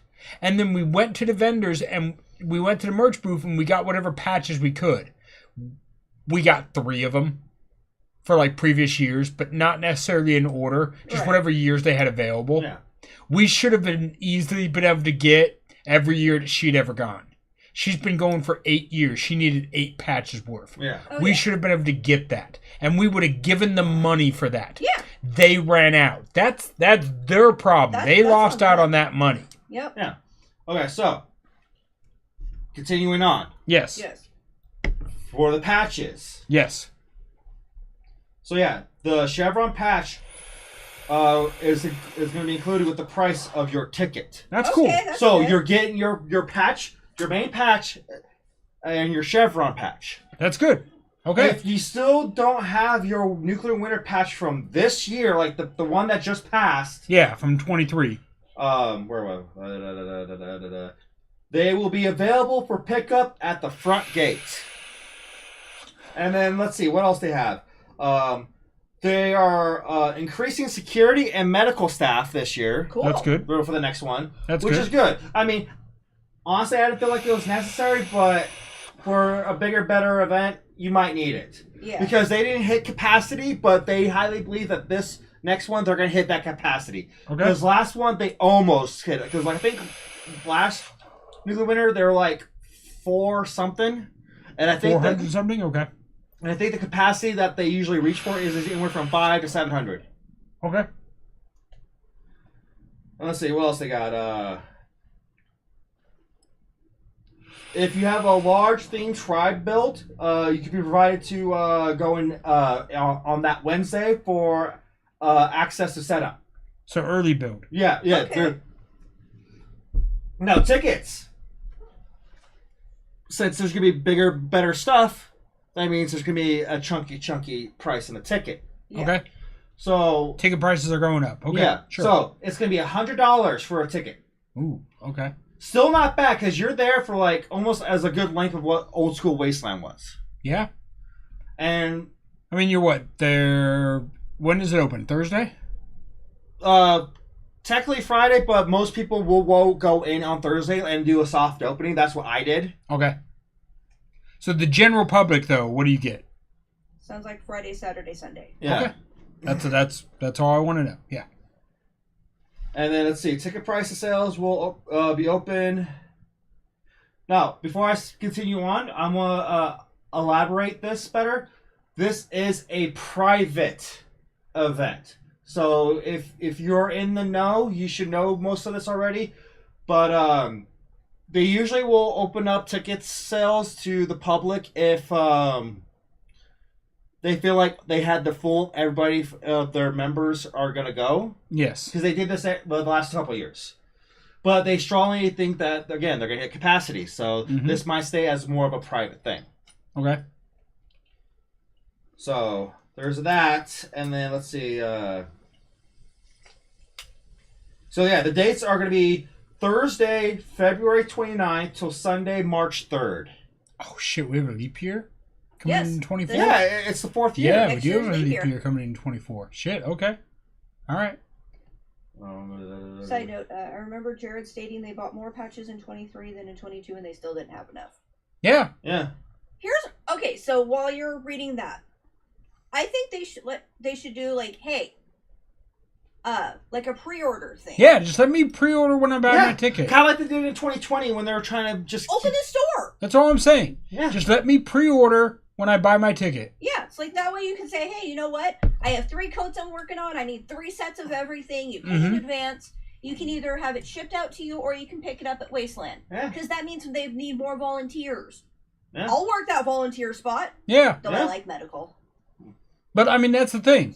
Let me pay for my fucking Chevron ahead of That time. way it's guaranteed. Yeah. And you order as many are paid for and some extras for people who Kinda are like- going to buy them on site. kind of like what they did with the 10-year anniversary. There was those 10-year patches you Yeah. could order in advance and T-shirts. Yeah, I have both of those things. I think Because I ordered them in advance. So they should do the same thing with at the very least chevrons and shield patches. Yeah, I have the 10-year anniversary patch and I have the 10-year anniversary shirt. They Because had I ordered so both in many advance. Extras of that. That last year they were like, hey, if you buy the shirt, you get the patch for free. Yeah. So that's how I got mine. Yeah. Okay. Which is that's the patch I might use for So my physical form. band lineup for Nuclear Winter. They're gonna have a mixtape again. They were there at the last Nuclear Winter. Yes. They're basically like a cover band of like a lot of like 80s rock bands or even 70s. They'll go even that far. And of course we're gonna have Attack. Yes. Hopefully the drummer will be not sick and they don't have to do it acoustically. Despite the acoustic concert was probably gonna be a once in a lifetime experience, so I was glad to be a part of that. Yeah. Hell, I gave Daniel, the guitar player, a fucking cocktail. Nice. And let's see, we got a band. Everyone's like, "What the fuck is this band?" People are looking up this band, but I feel like okay, this will work for this event. It's called Fox and the Red Hairs. Okay. Yeah, I have to look them up also. I don't know them. But the band I'm excited for, now mind you, I got spoiled of this fucking news ahead of announced because this band I'm friends with their friend. So this band is fucking Arnocore. And they played at the last Wasteland weekend, and they also played at the 2021 Wasteland weekend. Yep. They are fucking amazing. Like, if you remember the band Austrian Death Machine, which is basically a fucking like hardcore metal band that sings and talks and sings about fucking Arnold Schwarzenegger movies. Encore is basically the same thing, but they sing like they're fucking Arnold Schwarzenegger. Yeah, it's so damn entertaining. I saw them in 22. I didn't get to see them at Wasteland this event. I saw them at 21. Yeah, 21, I saw them at 21. I got the drink with them at 21. Didn't get to see them at this last one, however. Yeah, they came into Ghoulcrest 21. Yeah. And they drank with all Yeah, this. Yeah, that's how I learned more about them. Yeah. But I didn't get to see them this year because I had to do the Ghoulcrest takeover. However, our camp was right next to the stage, so I could hear them fucking play. Yeah. So I at least had that. And then I also saw them at Hood Slam, which is a Bay Area indie wrestling event. Yeah. And they played there. And you got to drink with them. I got to drink with them, and one of them ended up having to give me a whole new beer because they got so into character, they knocked my fucking beer glass down and broke the rest of my beer. Yeah. So apparently, side note, Tim's recovering from COVID at the moment. Oh, okay. Like, false prophet? Yeah. Okay. Well, he should have some time before nuclear winter. Yeah, it's February, so he's got some time. like, so glad to go to Neo to get all my Wasteland chevrons and patches. So much easier and inside. Yeah, I hope I can make Neo this year. We'll see. I hope. I would like to make it. We'll see what happens. So, yeah. I'm very excited for nuclear winter this next one. Last one was a big highlight Wasteland event. I actually think I had a little bit more fun at that event than this year's Wasteland.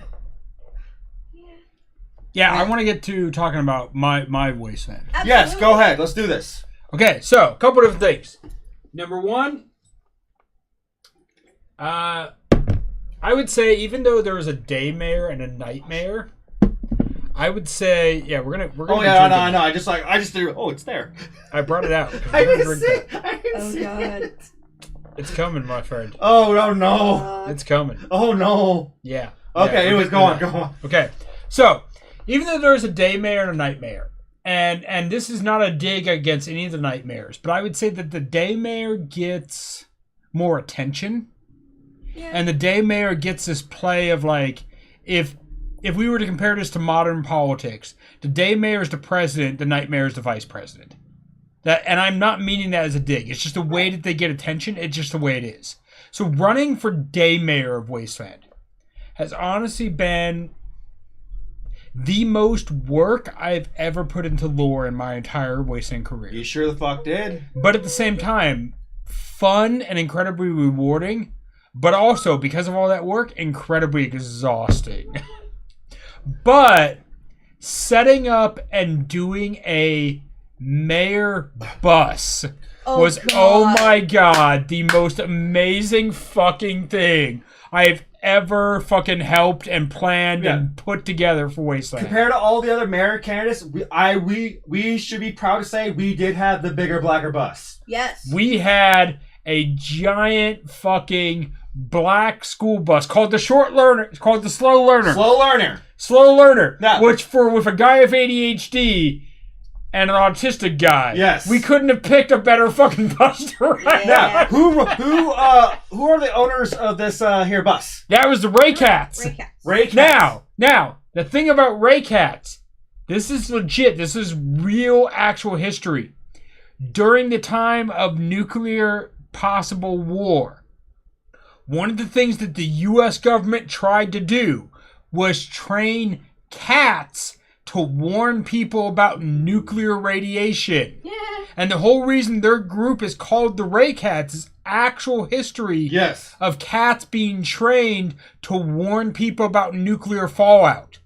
Now, the government didn't pursue this all the way, anyway, yada yada, but the idea that the Ray Cats is based on actual history just blows my fucking mind. Oh yeah, they did their homework on this shit. And they kudos to them.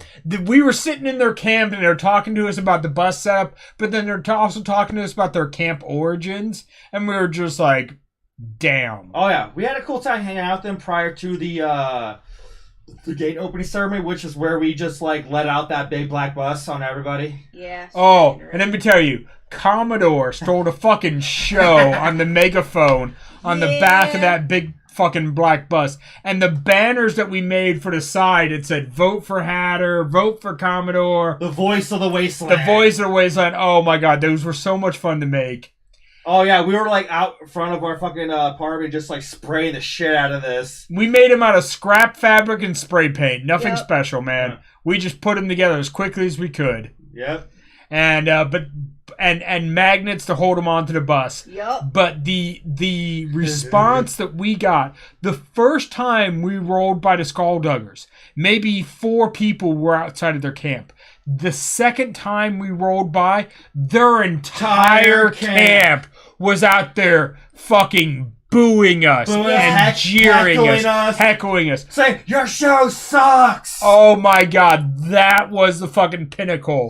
That was so pretty cool. goddamn And amazing. to make it even better, a few cars behind us was Uncle Foster, who was his competition. Yes. Yeah. Yes. Every bit of it running against Uncle Foster. They made it fun. Yeah. I would say, I mean, Red Claw won, but did he come out and make it as much fun? Did he campaign as much? No. So Santos said Bryson and Leanne they had so much fun driving for us around. Oh, yeah, they that were was amazing. fun. Oh, Bryce yeah. and Leanne were an amazing couple. Oh yeah, They did such a great job of hosting us. such nice people. Like I was falling around on the scooter trying to take pictures as best I could. That shit was fun. Oh yeah, Yeah, they accommodated everything that we wanted. Yeah. They drove around the event multiple times. I mean, it was just, as far as opening ceremonies, best thing I've ever done. That was Absolutely. cool. Oh, Best yeah. thing I've ever done. You two were having a fucking blast. oh yeah. I was just all like getting like all conspiracy theorists and shit. Yeah, that shit was entertaining. The amount of things that Commodore ad-libbed about, like, they only care about the slums. They only care about the skullduggers. Skullduggers only care about skullduggers. We care about the wasteland. Fucking Zero only cares about the slum. There's more of Wasteland than the slums. Yeah. Don't be fooled by their promises. Unity is a lie. Right? Just the amount of the amount of conspiracy theory shit pouring out of Commodore. He was just improvising all of it. Oh it was yeah, fucking I just amazing. threw whatever. Like I'll just try to make noise. People to hear us. Yeah. And you had a megaphone. I had a megaphone. I'm loud as it is. With a megaphone, I got louder. Yeah, people are like, "Oh God." Hell, before the gate ceremony even started, we saw them behind. And you started like yelling. I started heckling them like, "Don't believe in Uncle Foster. He's just trying to fuck you." Yeah. All of it was so goddamn amazing. Santos is going. The Ray Cats plan to be our neighbors in the theme zone next year. Oh fuck yeah! Awesome. Hell That's yeah. awesome. I mean, I will tell you right now. I like the idea of any cats. In a couple years, 25, I think Commodore and I should run again. Why the fuck not? Absolutely. Yeah. And then we can do even bigger and even better. We'll figure it out. Time to plan. Yeah. And speaking of that, I have a couple different things I want to announce. Yes. One, I hear that, and I will make this announcement because we'll see how it fucking plays. But Uncle Foster and Zero are going to declare themselves mayor and nightmare of the slums. Yes, the slums will become its own. Will become its own city. Yeah, slums are being cut off of Wasteland. They're becoming its own little country now. So here's the thing: Red Claw and Absolutely Fucking Darling. Great job in winning. But let me tell you, the war's not fucking over. No. Oh, no. So Uncle Foster and Zero are going to be mayor and nightmare of the slums. So if you want the slums to respect you, you better appreciate and honor them as its representatives. Yes. And I have one other announcement. Okay? So, let me preference this by saying Hobo Junction is declaring itself a sovereign state. Yay! There you go. We are not. Now, there was a thing this year about how apparently Tent City was annexed into Wasteland City by some bit of lore that I'm not even familiar with as a longtime resident of Wasteland City. Right. Which means you guys failed in advertising that lore. Yep. Yeah, we didn't. I didn't hear about that until we were doing the debate at Wasteland. Yeah, we're in the debate, and they're like, "Oh no, Tent City's part of us." And we're like, "How? How? Oh, we did this thing." When did this happen? We didn't hear shit. Yeah. Well, do a better fucking job of advertising it. Yeah. Plain and simple. Because for all I know, Tent City's still Tent City, Wasteland City's still Wasteland City. Yeah. Yes. So I will tell you right now, Hobo Junction is declaring itself an independent state, a sovereign state, and we will be declaring our own embassy. So if you are in Tent City and you want representation in the city, in Wasteland City, join the Hobo Junction embassy. And as part of that, I will show you this little logo right here. This is the new logo for Hobo Junction as an embassy of Tent City. Let's move this a little to the center so we can see us both. Yeah. There we go. Now we can see both our faces. There you go. Okay. So, this is a representation. This little words in Latin actually mean that we are dust and shadows. Okay. Meaning we leave no trace. We die and we leave nothing behind.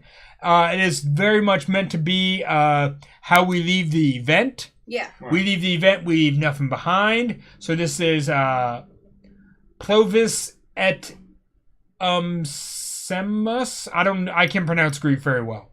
But Buttons, my campmate, came up with this coat of arms. Each one of these patches represent a different neighborhood of Tent City. So we have like Nuclear Winter, we have the Buzzards patch, we have the Anthill, we have Old Town, we have so on and so forth, Thunder Road, all these different areas that are represented, Bone Flats, that are part of Tent City. So, Hobo Junction is now a sovereign state. Hobo Junction is now the first embassy of Tent City. I, as Hatter of the Waste, am now the first ambassador of Tent City. If you do not feel like you are equally represented in Wasteland City, come join the embassy. Yeah. We will be creating a common shade. We will be creating a bulletin board that will have missions and maps on it. Information on bands and everything else going on in the city. Because one thing we've noticed this year is there is a map on Main Street that a lot of people apparently don't go to. Maybe if you're from Tent City, maybe you're intimidated. Maybe you feel like Wasteland City doesn't represent you. Maybe you feel like it's not your place. It's time to create our own central hub in Tent City. Yeah. And that will be Hobo Junction. And sometimes you just don't feel like, especially if you're out in Tent City, you don't feel like expending the energy, or you just don't have the energy or the spoons to walk all the way back in the city to try to find something to walk, and then figure out you're 2 blocks away from it. Yes. So you're walking in, back out, and then back over. And you gotta walk all the way back. So I'm going to be pushing this for the rest of this season, and from now on. Okay. If you have an event in Tent City that you are running, come notify us at Hobo Junction. We will legit be building an embassy, which means that if your camp, even if it's just your one tent, if you have a logo and you can put that logo on a flag, bring it to me. I will hang that flag in my common shade, and your camp will be represented in our embassy. This is legit. We are making an embassy for Tent City. We will be your representatives in lore. And if you need somebody to speak for you, somebody to fight for you, somebody to advertise for you, somebody to bring people to your event, come talk to us at Hobo Junction. We will be your embassy. And I will be your ambassador. And if Red Claw wants to say that he is bringing in Wasteland and he is bringing in Tent City into the main city, he has to live up to it. Yeah. I appreciate and I respect the Skullduggers. I think Red Claw is an amazing person. I think he did a great job running for mayor. He won. What can I say? Yeah. Absolutely fucking darling also won. What can I say? They both earned it. But if you want to go up there in the debates and say that you are representing and bringing in Tent City, come talk to me. Yeah, let's hope that you actually do help represent all the Wasteland and not just Undertown. Yeah, because nobody has lived in Tent City as long as myself. And I will tell you right now, the problems of Tent City, you don't even fucking know. The issues of getting people to our events, to getting people to our missions, the issues of having anybody show up for our stuff. Cowfuckers are bringing you the flag. Yep. Fuck yeah. Bring me a fucking flag. Ones. First flag. I need a flag from every camp with your logo on a small flag that I can hang in my common shade for the embassy of Tent City. Which means we should probably, if you want to have multiple, we have like a standard flag size. Yes. We don't have smaller ones and the bigger ones. Like, hey, Yes. We will have to come up with a standard size. Ideally, that will have your logo for your camp, and then you bring it to me, and this is one that I can keep because I'm going to hang it in my common shade every year. Yeah. At the same time, I'm also going to have probably just a simple table and a couple chairs set up for an official ambassador business, which just means a little office. Yeah, a little office. If you have something that you want me to be involved in lore-wise, let's sit in my office and let's talk. Yeah. Let's talk ambassador business. Now, I'm setting myself up, honestly, right now. I'm going to say this, because I don't ask permission for a lot of shit. I'm declaring myself ambassador of Tent City. Plain and simple. Good shit. Ryan's going, what would it be called if two embassies unite as allies? So, you can, if you want to set up your own embassy in Tent City, I will not argue with that. Go ahead and do it. Yeah. I will say I'm the first, but you can be definitely somebody else who sets up one also. Yeah. If I say like you're a ambassador, he's the ambassador. So, we're playing on this global scale of politics. We're making it up, honestly. Yeah. Because there is some global politics that if you really want to dig into the real world shit, you can. We're making this shit up. Oh, yeah. Because we're going off of, well, I think this is how it works. Because it's the fucking apocalypse. Yeah, we don't know. I am the ambassador of Tent City. If you want to be a ambassador or a embassy or an, what do you call it? Emissary. Or if you want to be a representative or there's another word for it, God,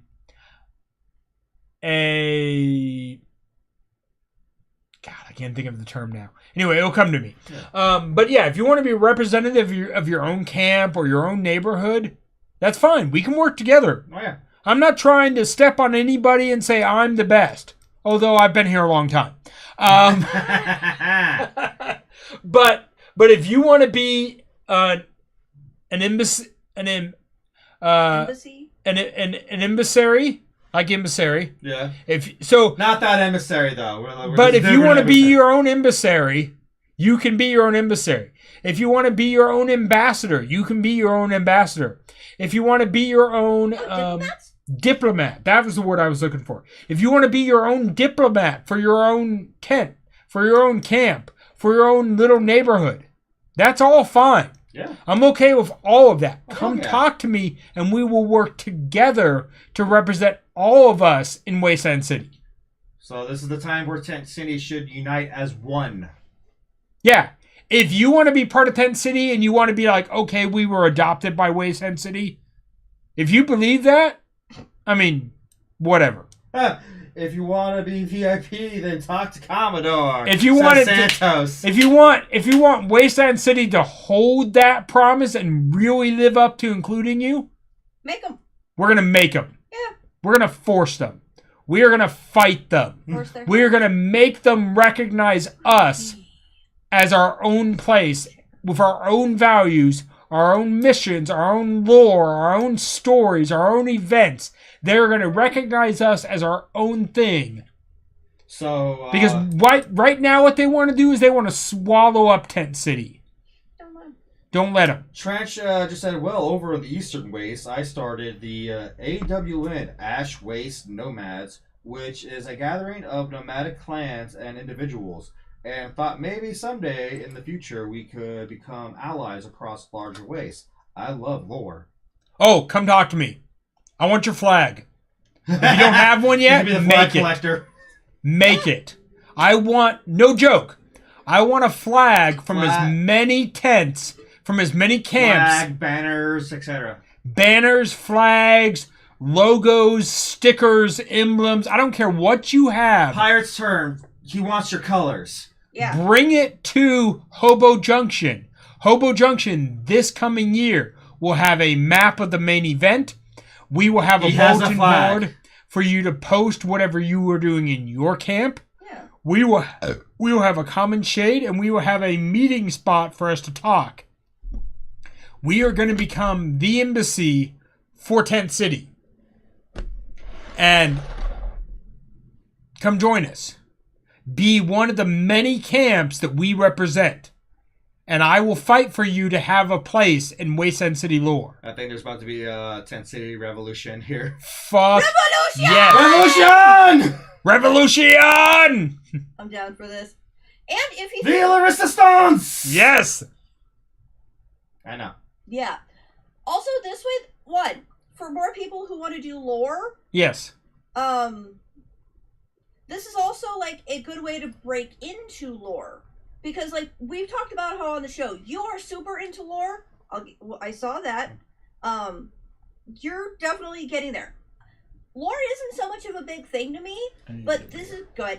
This is a way, like, hey, you know what? I can start something small because my commitment level for doing stuff like this isn't very high. But this is a good way to, like, hey, I'm going to put my foot in on this, see how I like it, and then I can go from there. Do you want to read that, or do you want me to? I'll read it. Okay. So, Santos asked, will you take flags from theme zone tribes? Yes. Yeah, there you go. There's your answer. Hold on. If you are outside the borders of Wasteland City, and even if you're in Wasteland City, honestly, if anybody in Wasteland City wants to defect, wants to feel like if you are in Wasteland City and you feel like you are not properly represented by the Skullduggers and the mayor, defect. Fuck them. Come join me. Gilly approves. Ryan sent you a picture of the logo. Yes. We have Rupee trying to break in. This is not the time, Rupee. Please go away. I will tell you right now. Defect. I am declaring, and I already said it, Hobo Junction is a sovereign nation. Fuck yeah. If you want to be part of our embassy, I encourage you to also declare yourself a sovereign nation. You will not be ruled by the mayor. You want actual equal representation in Wasteland City. And I will tell you right now, you can send your own ambassador. I do not have to be your ambassador. Yeah. We will take an entire fucking posse. I don't care if it's me and 10 others. I don't care if it's me and 30 others. We will go into Wasteland City and we will demand to be part of that lore. We will make our own lore. We will make our own stories. I don't have to be your ambassador. If you feel like you don't have anybody in your camp that will, I absolutely will stand up and fight for you. Yeah. If you have people in your camp that want to join the fight, come join me. Let's go fight. If your camp is full of introverts, here's the extrovert for you. Yeah, we went over this. Okay, so my own camp, Hobo Junction, we went over this at Wasteland this year. Yeah. Hobo Junction is an entire camp full of introverts. And I am the only extrovert really in the entire camp. How that happened, I collect introverts. I've been over this with everybody. Yeah. I've said this on the show before. If you are an extroverted person, I encourage you to collect introverts. Because they want to have just as much fun as you're having. They just sometimes need a go-between. And you can gauge that on their level. If they say, hey, I don't need you right now, step off and let them do it. If they say, hey, I really need you to introduce me to this person, absolutely introduce them to that person. Go on their comfort level. Yes. You know, but Assigned extroverts. Adopt introverts. Says Daniel from Attack. Yeah. Yeah. I would say adopt introverts. If you're an extroverted person, adopt introverts. But let them dictate how much you do for them. If they say, introduce me to somebody, introduce them to somebody. If they say, hey, I got this, back off, let them have it. So we should probably get to this next bit before it gets warm. Yes. Yeah. So Yes. Where'd the cat food go? You know better than I do, babe. Yeah, you know better than I do. With that. You're the one that feeds the strays. So. Yeah, but stuff got moved around. We've got Tippy Tappy outside being a dick. Ugh. Oh, there it is. So, we are going to be recreating a small portion of what we do at Wasteland, which is beer tasting of bad beers. Sweet. Yes, since we were able to upload the episode we did at Wasteland weekend, luckily we had a little bit of leftover from the lovely gifts from Cowfuckers. So, I would challenge you guys like we always challenge you guys. And even if you want to send them to us in the mail somehow, or show up at our place and deliver them, which if you want to show up at our place, contact us personally. We'll set it up. Or if you happen to be at the next Wasteland event that we also will be attending. But yeah, in general, we don't give out our address publicly. No. But if you want to contact us individually, all we can say is we're in Sacramento. Yeah. California. Yeah, exactly. We're in Vault 42. Yeah. It's broken. Yep, I see it. So, Cowfuckers, they give us usually the most weirdest fucking beers ever. Aside from this one that we're about to try, they brought a mustard one. Yes. A mustard beer. Which I actually liked. The mustard beer was good. It was good. And then what else did they bring aside for this one? They brought the one you combined into the German chocolate beer. Yeah, there was that chocolate one, and there was like that weird German thing. Yeah, there was a chocolate beer, and then there was like a marshmallow one. Yeah. And then there was a peanut butter one. Yeah. Yeah. Oh, yeah. I remember the peanut butter. I see. You can find a lot of peanut butter beer almost anywhere, but yeah, peanut butter stouts. Yeah. Yeah, but because peanut butter beer stouts are actually surprisingly good. Mm-hmm. So it's usually a go-to beer you can find at any local brewery. Yeah. But the one we're about to try is not as pleasant. What we're about to try is again, from Martin House. This is basically Cowfuckers go-to. Roasted coconut stout. That was part of roasted coconut. That was the other one. Roasted coconut. Yeah, again. We did the coconut and the chocolate together. That was so Martin good. House. Real mayonnaise beer. It even looks like a jar of mayo. Yeah. It's disgusting, but not in the way you think. Yeah, exactly. Yeah, I remember it wasn't that bad. It was drinkable, but it's kind of weird still. So let's do this. Yeah. You first. Came on you a little bit. Yeah. Yeah, don't put that shit toward me.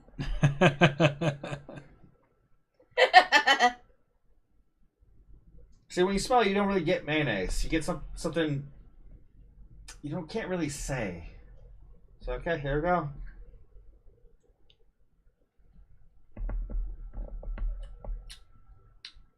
Yeah, see, it's not that bad because I'm not getting mayonnaise. I'm just getting like bland seltzer water or some shit. Mankind was a mistake. Santos, it's easy to find their place. It's one of the cats hanging around outside the door. I think, yeah, I agree with you, Daniel. I believe science has gone too far in this day and age. Pour some in a clear glass and look at the color. You're killing me, Smalls. I'll be right back. I mean, honestly, like Commodore said, it's got that seltzer water taste. Give it a minute. The mayo is on the aftertaste. But the mayo is definitely... That's what I was going to say. The mayo is on the aftertaste, for sure. Yeah. There we go. Oh, you got my Guinness cup? Yeah. Okay. Yeah, that I'm works. sorry, Guinness. Alright, I'm actually going to get close to the camera and I'm going to pour this. I'm sorry, Guinness. Because this was the birthday gift because people know I like Guinness. So, I'm sorry, Guinness, but we got to do it. Oh, God. Oh, this makes me glad I don't drink. Really. Very often. Honestly, it actually settles out okay. But it's a very light colored beer. So, if you guys, I mean, anybody who's drank lots of beers, you know the yellow of beer. This is basically clear. Yeah. Basically clear. You can see through it, but it's not clear. You can tell that it's there's something in it that it's not right. But even if you compare this to like a Pilsner, it's basically clear compared to a Pilsner. It's clearer than a Pilsner, yeah. Yeah. Ooh. What? So completely unrelated. The ranks for an ambassador in the U.S. There's the career ambassador, which is a 4-star rank. Career minister, which is a 3-star rank. Minister counselor, 2-star rank, and then a counselor is a 1-star rank. On the highest rank. So you're clear ambassador. Yes. I like minister counselor. Yeah, I like the counselor. I like the administer. Listen. I will say right now, I'm the most important person. Period. I'm okay with that. Yeah. Listen, we've been over this with my highest paid bounty, which, by the way, my bounty didn't get collected this year. I'm on the run. 2 years in a row now, I beat my bounty. So I think part 2 of that years. was Yeah. because of how everything went down with bounty hunting this year, and it was definitely disjointed. It was definitely. Oh no, I agree. A different person was running the bounty hunt this year. I would say, okay, this year, one of the things that I want to do at the embassy is I want to offer a how-to class on how to hunt and how to be a target. That could be a thing. Because this year, I would say the hunting was the most he's right. disorganized that I've ever seen. Is it out of focus? A little bit. A little. Oh, okay. Oh, there. Now it's better. Okay. We gotta change the settings. I gotta turn off like the autofocus on that thing. Hold on. It's doing a thing. Side note, good idea. Because I was noticing that too, and then CalFocus brought that up. Like, hey, can one of you all stand up, get close to the camera? It's kind of out of focus. Computer stuff, it does that. Sadly, we only had one person who was unable to find Hatter location at the end. Yeah, there was other stuff with that. So, I mean, that's the thing. Okay, so I'm not. Oh, that's a lot worse. Oh wow, that's so much worse. That didn't okay, think. hold on. That made it way worse. Um. Oh, there we go. All right, yeah. Okay, leave it alone for now. I'll mess with it when we're not live. Yeah. It looks better than before, so we'll go with that. Yeah. Okay, so yeah, that's the thing. Okay, so I will admit that Hobo Junction can be a difficult camp to find because we're not well advertised. However, I have never hid as a most wanted target. So I will tell you right now, my personal pin every year has been on the main map in Wasteland City, exactly where I am camped. Mm-hmm. I do not hide. I do not try to disguise. I do not try to deceive anybody. You know exactly where I'm camped. It's the task of catching me that is the challenge. Yeah. It is not finding where I am camped. I am a known figure. I am a distinguished face. I am the highest paid bounty. But also I talk a lot of shit, so that should bring a lot of target and emphasis on me. So, I went and hung my personal pin once again in the main city. Yeah. But something I realized this year is there's a lot of people who don't go into the city and don't look at that map. Which is why Hobo Junction is going to have its own map of the event and its own bulletin board about missions and events and everything.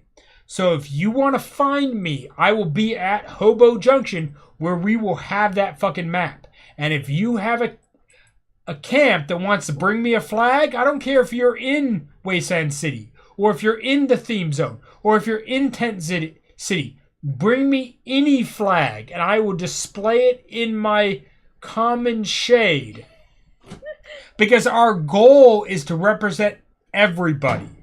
Because my goal personally is, even if I didn't get elected as mayor, I will represent you in Wasteland lore, whoever you are. And I will help introduce you to that. I found another beer. Did you? I thought I drank both of those devil IPAs. I only drank one. So I still have another one. So hey, more beer for me. So, Santos is asking, Hatter, does Hobo Junction still have a Japanese translator? Looks like we're getting 2 new members from the Rising Sun Nation. So, as a moderator. I will say this. Our original Japanese translator, who was the strongest in Japanese, has been barred from the event. I won't go into details. Yeah. However, Buttons is decently fluid. Now, she can attest more to how much she understands, but I know that when we had the Rising Sun there, we had one person who was a Japanese immigrant who has since been barred from the event. And then we had Buttons, who was an American citizen who trained themselves in Japanese. So Buttons understands a decent amount. She can elaborate more on how much she understands. Yeah. From what I've observed, she understands plenty. Yeah. So like common conversation, she probably does fine. Yeah. Also, Gilly's going, if for some reason you need help finding Hatter, stop by Gilly's Arcade. We can make a deal. Ooh, this is good. Yeah, those, yeah. Yeah. So, I made a new friend at this last Wasteland. Yes, Okay. you did. He's actually one of the members of the Temple of the Eight. Nice. The War Boys. Okay, yeah. He's actually their Slit. Okay. Which is, that's actually a canon character in Fury Road. Tell me more. Explain more. So in Fury Road, Slit is a war boy that's like Nux's friend / rival. Okay. Like he's the one who like tries to take Nux's wheels, and he's like, I want to promote myself, and he was trying to tell him like, oh, if you can't stand up, you can't do war. Okay. He was the one that was like, when they're driving out, he's in the back of the car, just dangling around, throwing shit at people. I like that idea. All right. And then goes after like them when realizes Nux is like betraying them or some shit. But yeah, so they had their official Nux. I came across them like they came. I think I can't remember where it was when we first saw each other. It was either at the Rat Stag or somewhere. It was somewhere. I wasn't there for that one. I think it was the Rat Stag because like we were both drinking and we became friends because we both like the same thing we drank, and like I was hooking him up with some of my drinks because like he had a specific taste and we shared the same taste. Okay. Yes. So I'm like, here, have a shock top, or hey, I got something special for you. I got like some extra Yingling. And ever since then, like he's been every time the next day, like I'm hearing from people like, yeah, apparently there's a war boy looking for you, Commodore, and like because he wants to fucking hang out, he wants to fucking party, and like we got to hang out, we partied, we checked out a couple of shows. Hella fucking cool guy, and he helped get most of the war boys to back us in the mayor campaign. Nice. Yeah, I would say that much.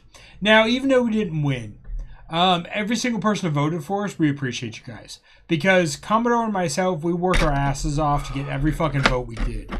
And every single one of you that showed up and voted for us, we appreciate that. Because there was a lot going on at Wasteland. There was a lot distracting you. The voting window was limited from Friday from 1 p.m. to 5 p.m. That was it. Yeah. And so if you were willing to take a couple hours of your time, and that line got long at times. So even though we didn't win, thank you for voting. Yes. Thank you so much. Honestly. We appreciate your guys' support. We were always the underdogs. Yeah. We set out for this mostly because I have a big ego. And I've wanted to be mayor of Wasteland for a long time. Mm-hmm. Just because I think I deserve it. Because I've worked very hard. And this event has meant a lot to my life. And I've done a lot of things behind the scenes that I don't always mention. And that don't always get talked about. But at a certain point, if you... And here for myself, I'm just going to say, sometimes you got to claim your work. And anybody who's worked behind the scenes at Wasteland, which I know a ton of you volunteers have put in more time than I have. Oh, yeah. But I will tell you right now, I'm ready to claim my work. I'm ready to claim what I've done for this event, what I've done for the people, what I've done for my friends, what I've done to represent everything. The community that we've built with Wasteland Talk, the community we've built here in NorCal. NorCal, in many ways, has taken over all of fucking Wasteland. Oh. RJ... who took over Adam's spot is a NorCal person. Oh yeah. The people who are running for mayor, myself and of course Uncle Foster, both NorCal people. Yep. Some of the big people on the staff, Carl and several others, all NorCal people. Yeah. Winner? Yeah, Winner. Like NorCal has taken on Coach, Needle. So many people in NorCal have taken on so much responsibility for Wasteland itself. That in many ways Northern California has taken over Wasteland. And all I wanted to do as mayor was be another part of that.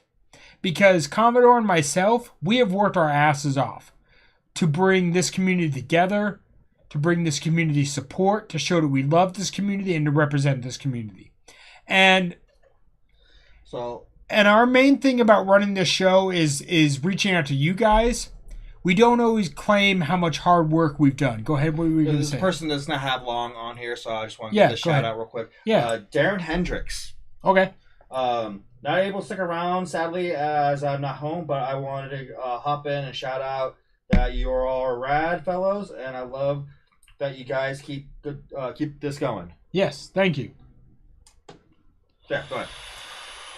But yeah, a lot of NorCal people. You'd be surprised how much NorCal is like influenced in Wasteland Weekend. Yeah. The amount of heavy involvement that NorCal has as a community for Wasteland overall just blows my mind.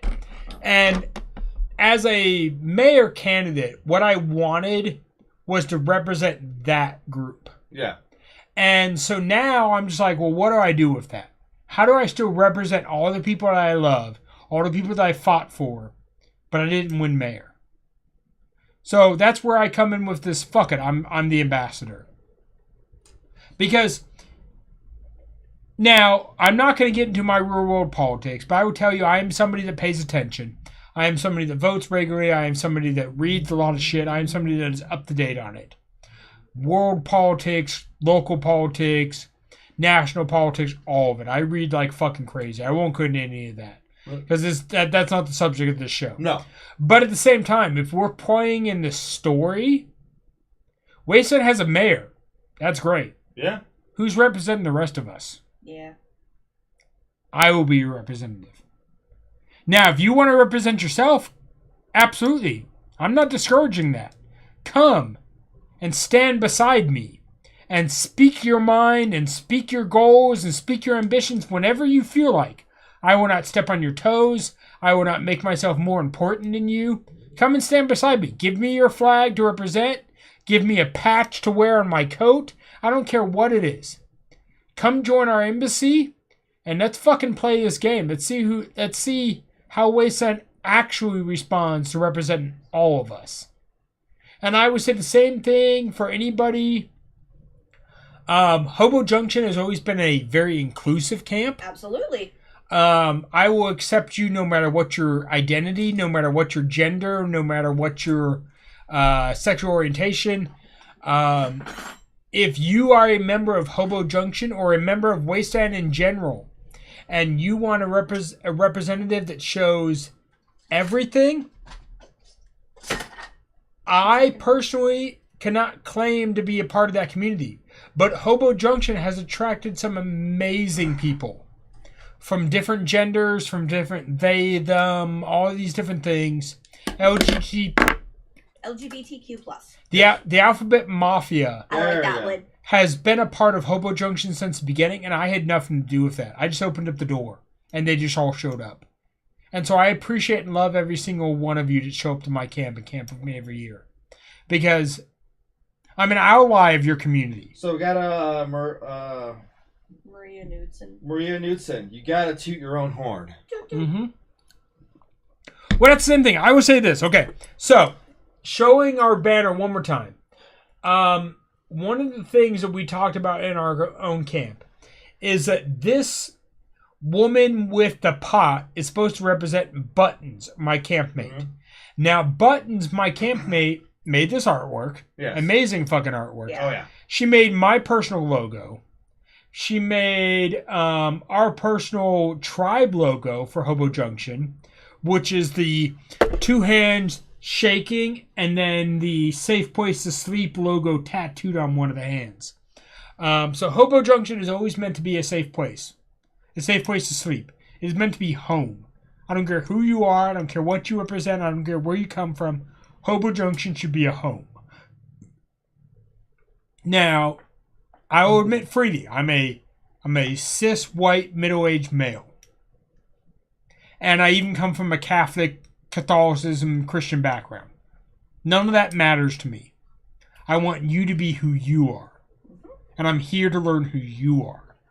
Because I have learned so much from walking away from all of that history and embracing the real world for who the diversity of what it is.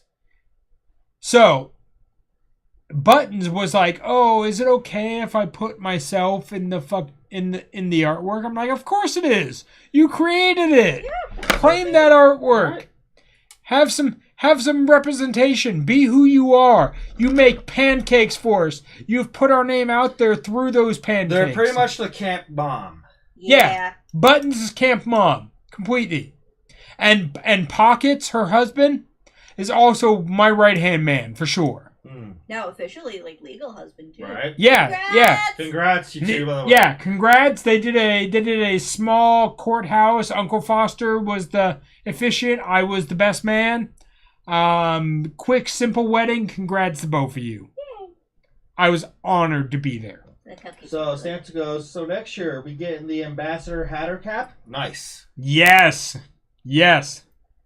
I like a new cap for being the ambassador. I also have a new hat I'm working on. I'm not ready to reveal it yet. Ooh. But I will have an ambassador hat and coat I will be working on. Ooh, all right. Okay.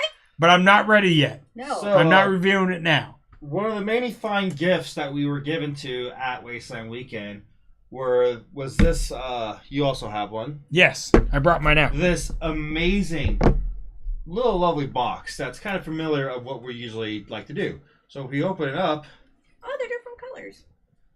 it's this giant cigar. I was already smoking it. Unsmoked. This one is unsmoked. Uncut and cut. Uncut. This was cut. This is uncut. So I might eventually smoke mine. For now, I'm preserving it. Whether or not I will ever smoke it, I haven't decided yet. But this, honestly, with as big and as novelty as it is, thank you. This is like legit Looney Tune, Rocky the Mob Boss cigar. Yeah. Like, yeah, Shay. Like Groucho Marx. Like, fucking shit. Yes, agreed. Agreed. Honestly, one of the best gifts I've ever gotten as a cigar smoker, to get this giant fucking cigar. And just to show y'all, this is fucking real, I'm gonna smoke some more. Gotta relight it a little bit. Now, I just want to show you a comparison. I'm gonna grab a regular cigar. Oh, I have one right there. Do you? Yeah. Okay. I was gonna say, I'll grab one from my room, but you got one. Okay, so it's cool. So this is a regular cigar. More of like a short, but still. Look at the comparison. Damn. Look at the comparison. Okay, so that gives you an idea of just how big and ridiculous this cigar is.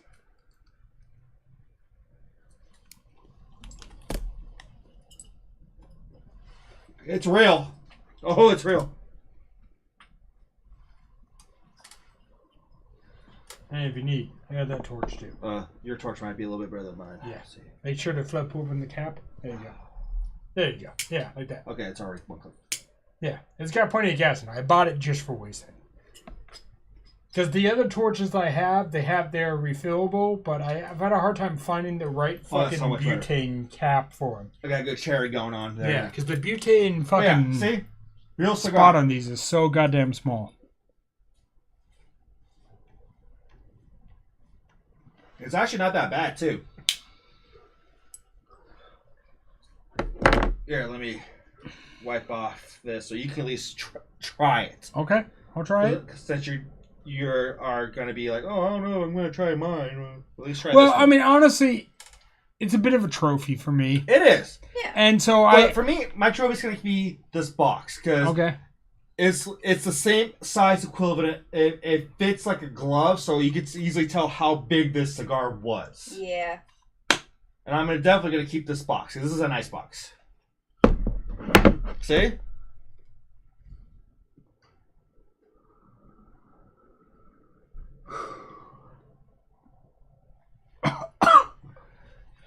Because, like I said, I already pre-smoked this, and this take a while. Oh, yeah, it'll take forever to fucking smoke. Oh, yeah. Because the guy who gave these to us, he wanted us to smoke them at Wasteland so we could be the first people to smoke the biggest cigar of all of Wasteland. Yep.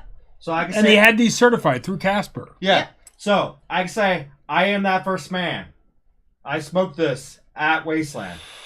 And I smoked a little bit more of this at the Halloween party just to show it off because I knew this was going to be well. And I'm smoking it on the show just to advertise the viewers who missed out on this lovely historic moment. And like I said, I might eventually smoke mine. I'm not entirely sure. For now, I kind of like keeping it as a trophy, but I might eventually. I don't know. Because it probably won't keep forever. I don't have the best storage options. I don't want to keep it to where it falls apart. Yeah, like I say, if you don't smoke it now, you're not smoking it. Yeah. Because there's no... This box is not the best thing for as a humiditor. Yeah. Like, it's just a regular open-closed wood box. So air will get into it and will eventually dry it out. Yeah. Yeah. Not bad a cigar. Alright. I'm actually will put this out and save it for a later time. Because I actually want to drink. Sweet, everyone's gone. Camera's mine. So, Go ahead. as the riding around Wasteland in my fucking scooter, one, I found 2 other people that have the exact same scooter. One of which was also volunteering in medical. Bunny is amazing. Her and her husband, partner being Seth. They're awesome people.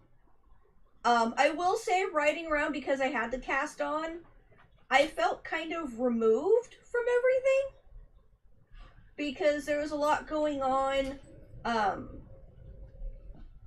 There were a lot of people that I'm used to seeing that weren't there that I missed. Other stuff going on. The Thursday bit of my brother having a fucking heart attack.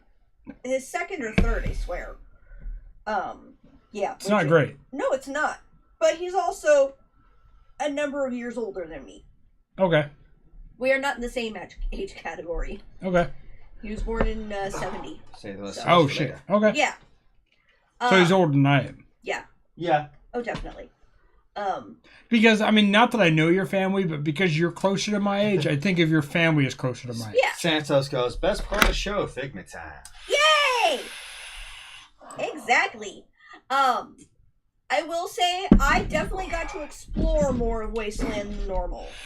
Because I made it a specific point, since I had the scooter, to ride around Tent City. I got to places I normally don't ever see. So I got to meander around. I still don't remember their fucking tribe name. The people that were camping next to the cowfuckers. That's the bar I found last year. The paw patch that I have. I found them wandering around. There was a lot more introvert bartering this year. Nice. And I liked that because I love my introverts.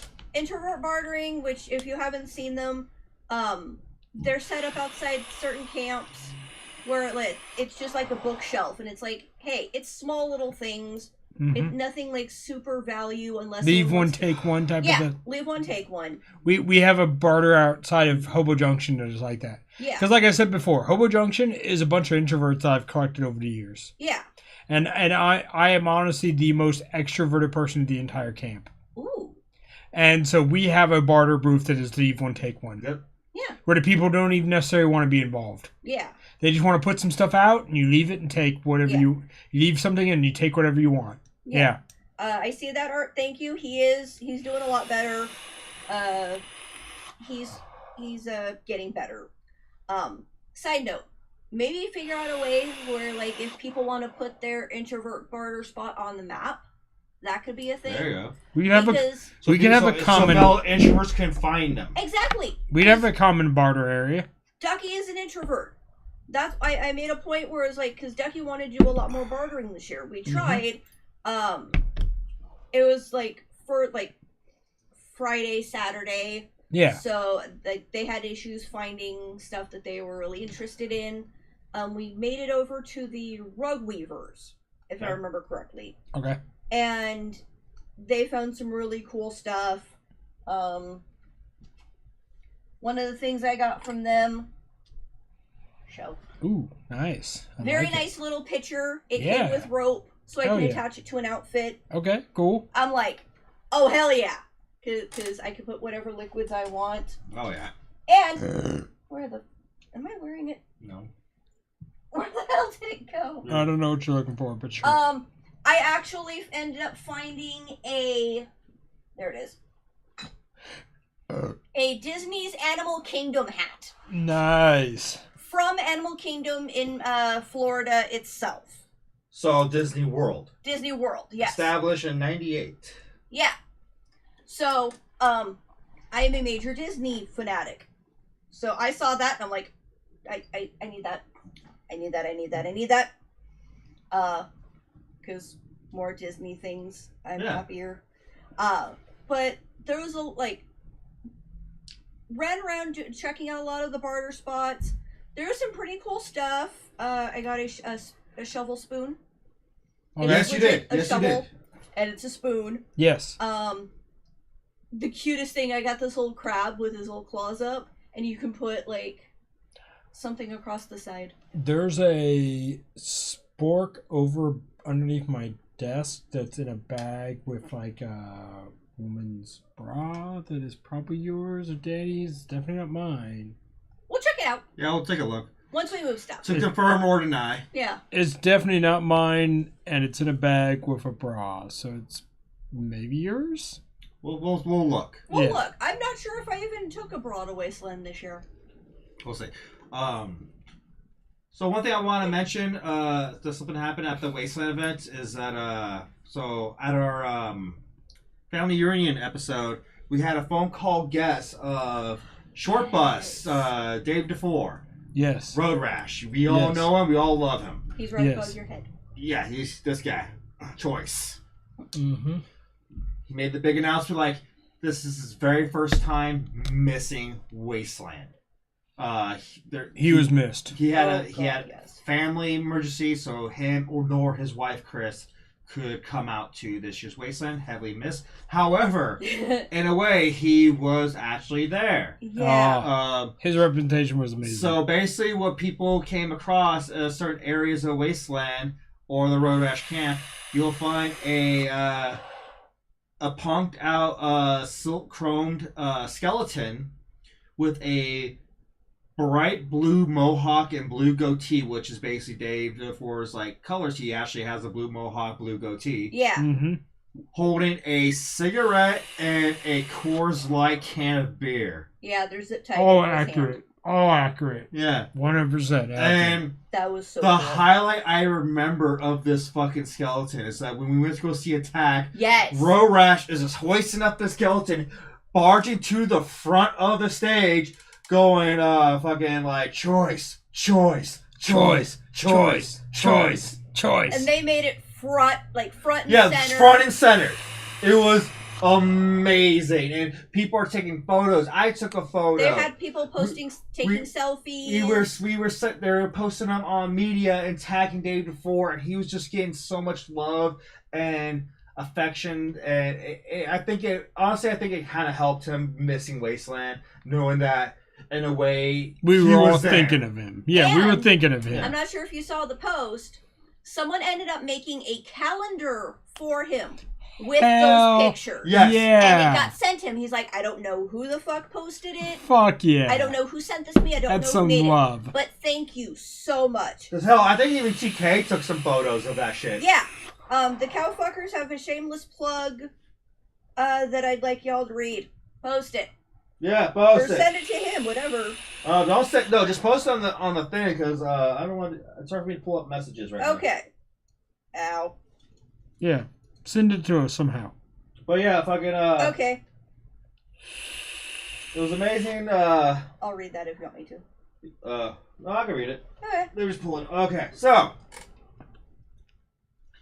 for next year, Cowfuckers. For next year, we will have games and activities, plus a lot more big plans for 2024, including more beer.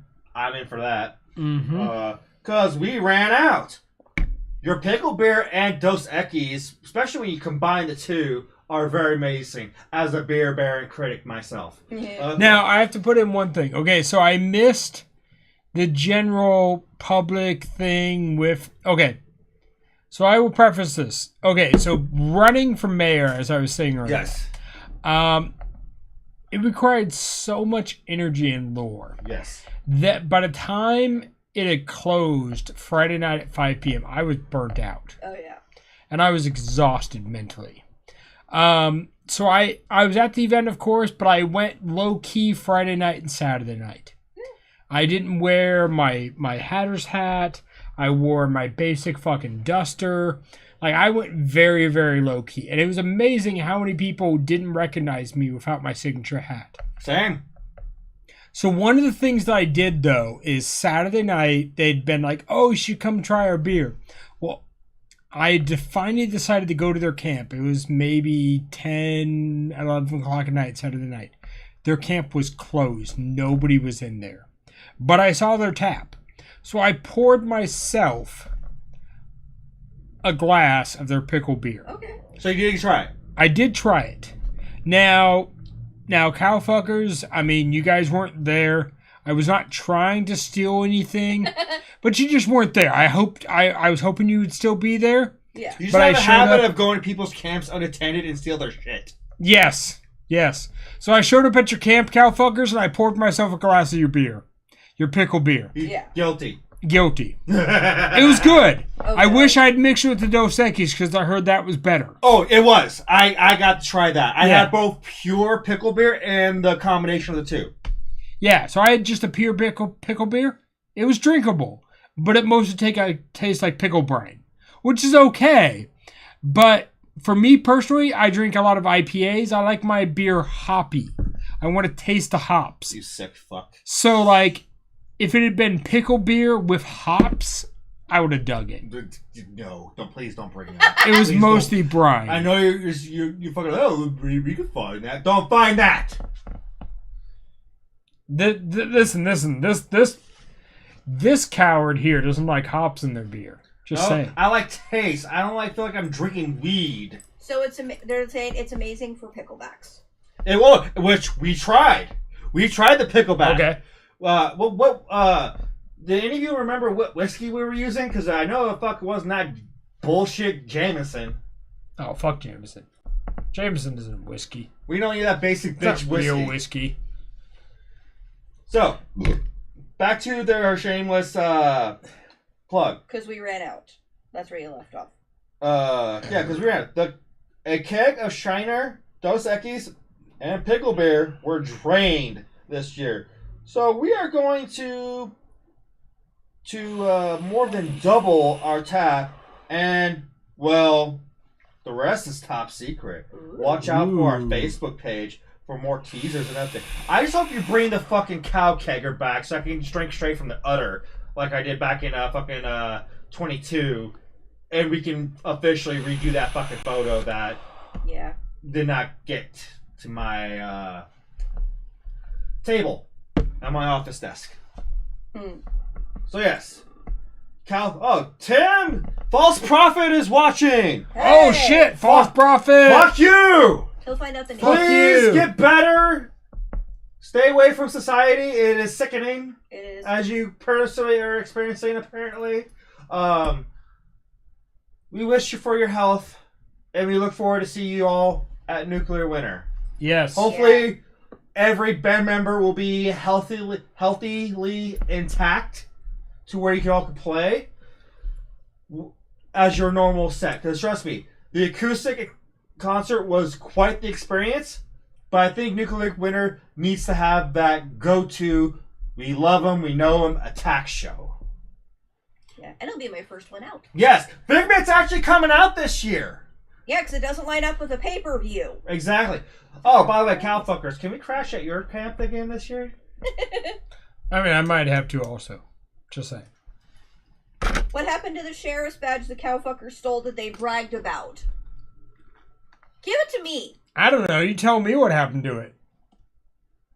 I don't know anything about that. You tell me what happened to it. We'll have more cow-type suckling activities. Think like the long pour from Beer Fest, but with an udder. Ooh, I like it. You have my attention now. Right, And right. of course you can camp with us. Yay!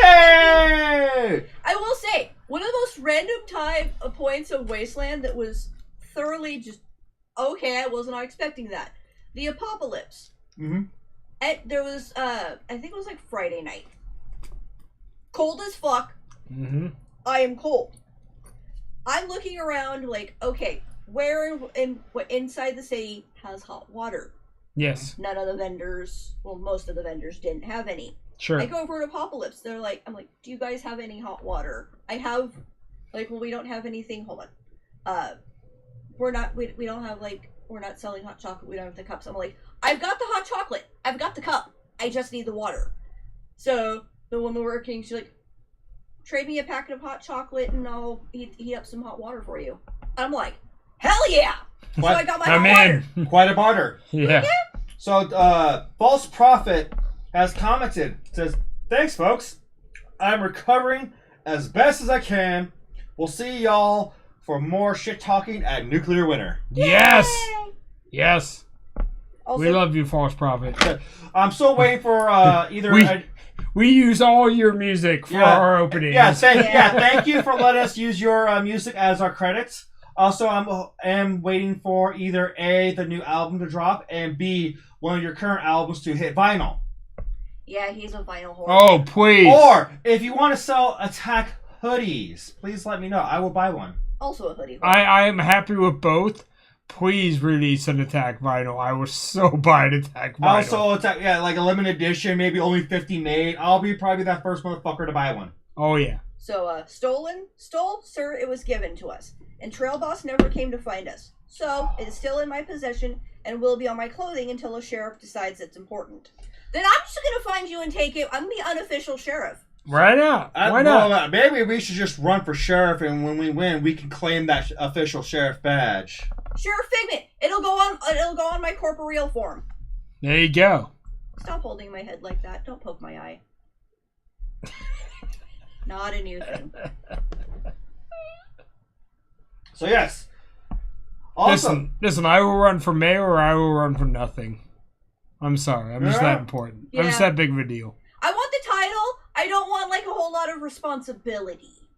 well, take it this way. You win sheriff. You win the mayor. You become the mayor. Yes. Okay. That is a thing. If you play Borderlands, that's a fucking thing. Okay. I can get behind that. I mean, okay, so my main inspiration, if you guys know it all, Tombstone. Oh yeah. Okay. Oh yeah. Wyatt Earp is the fucking U.S. Marshal. I mean, come on. If Wyatt Earp can be a genuine, real criminal, but also a U.S. Marshal, why can't I be a fake one of both? Yeah. So apparently per ranger it can only be given to the current elected sheriff. Yeah. Fine, I'll just make my own. So I'm gonna come up with my own unofficial title, since that's a thing. So the next sheriff candidate is this coming next Wasteland, right? I think so. Should be. Oh God. I saw the candidate, like how everything went down, and I'm like, yeah, I don't have the I'm not that into it. I'm the Orange Cassidy of Wasteland. If I have to put forth effort, I will. I think I might throw my hat in that if it means getting that sheriff badge. It'll look really nicely on this jacket. There you go. Queen of Sloth style. There we go. Even Calvin like, do it. Do it. Do it. Oh, I'll support you if you run. Yeah. Sheriff Commodore. Oh There you God. go. Oh yeah, the think tank is definitely bubbling up here right now. Commodore for sheriff. You have our vote. The cowfuckers. Yeah. All right, so that might be a thing. I might be run for sheriff now. Also, There you go. I'll be the law of the unlawful. I am the law. I am the law. I am the law. So I think also if voting for people is going to be a thing for like mayor and day mayor, night mayor, we learned a lot this year about how it runs and all that. And what you can get away with. We're leaving that alone. Oh yeah. I think also one of the things they should do is open up the timing. Yes. Because Art said earlier, he's like, I would have voted, but I was volunteering at the time because it was such a narrow window. Yeah. Honestly, they need a bigger window. Honestly, if not voting, they should leave it to the judges.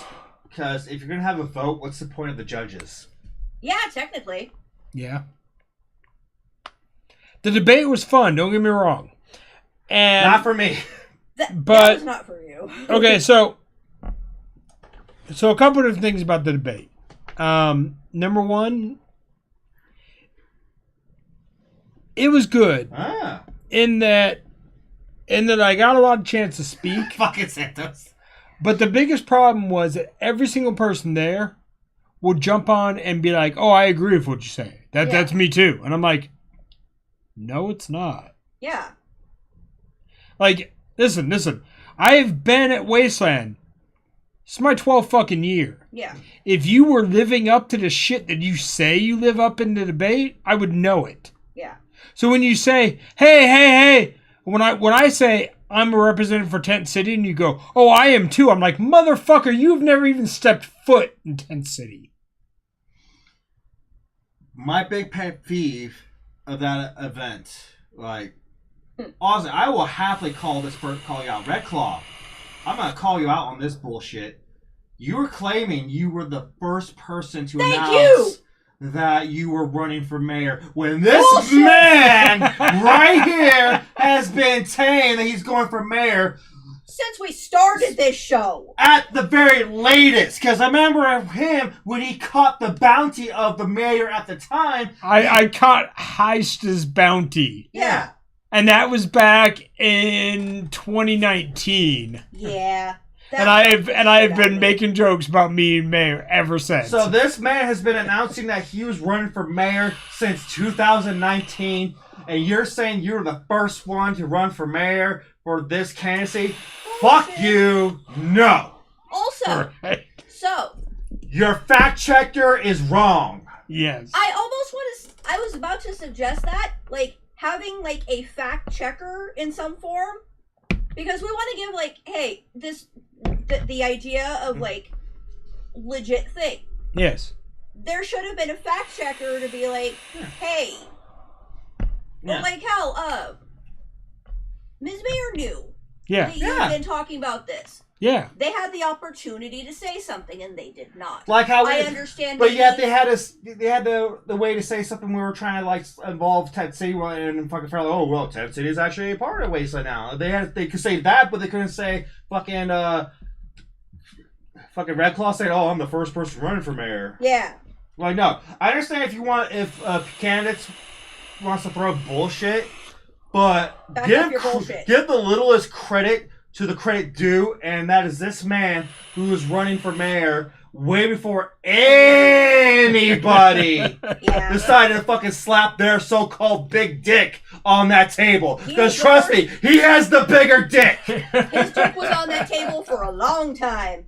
Also, does anyone know that guy that was like the guy that was like flipping around and diving for the caps? Yeah, I don't know that fucking guy. I don't know what the fuck was going on with that dude, but there were a number of people in my area that were getting pissed off by him. Oh yeah. I mean, apparently the guy desperately needed the fucking casino caps. Yeah. Oh, we might want to announce actually for the people who didn't show up for it. So the groups that we had showed up. You know, that's a good point. Yeah. So we had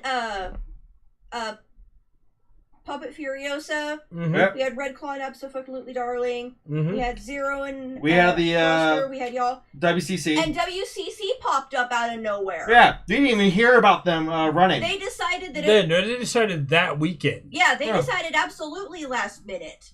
But they got last place. They did. They even lost to the Puppet. So we beat the Puppet. Yay. I like that says a fucking line. Are you under or above the Puppet?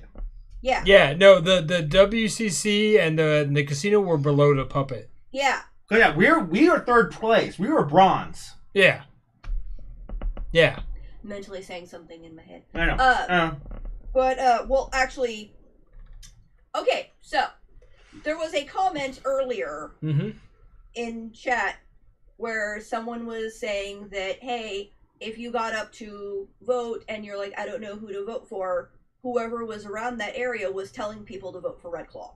Oh, yeah. There was. Yeah, absolutely. And we won't get into the rest. Mm-hmm. Yeah. But that was addressed in the chat. Yeah. Mm-hmm. And I'm like, yeah. the fuck? And then Well, when it comes to Wasteland, I mean, mind you, this is fun and this is fake and this is for It's lore. supposed to be fun. So if in any place in the world you are allowed to buy votes, it is absolutely Wasteland. But I will tell you, if you're not for sale and you want to be truly, really represented, I'll be your voice. Yeah. If you want to be for sale, go for a good price. Because don't count yourself as cheap. No. If you want to be bought by Red Claw, you want to be bought by Uncle Foster, make them fucking pay to buy your vote. Yeah. But, I'm not hating on you for letting your vote be bought. I'm just saying make it fucking worth it. Yeah. And if you don't feel like it's worth it, come talk to me. Because I will make them earn every fucking vote in Tent City. Guaranteed. Cowfuckers. Yeah, cowfuckers have a couple comments. One for me, great advice.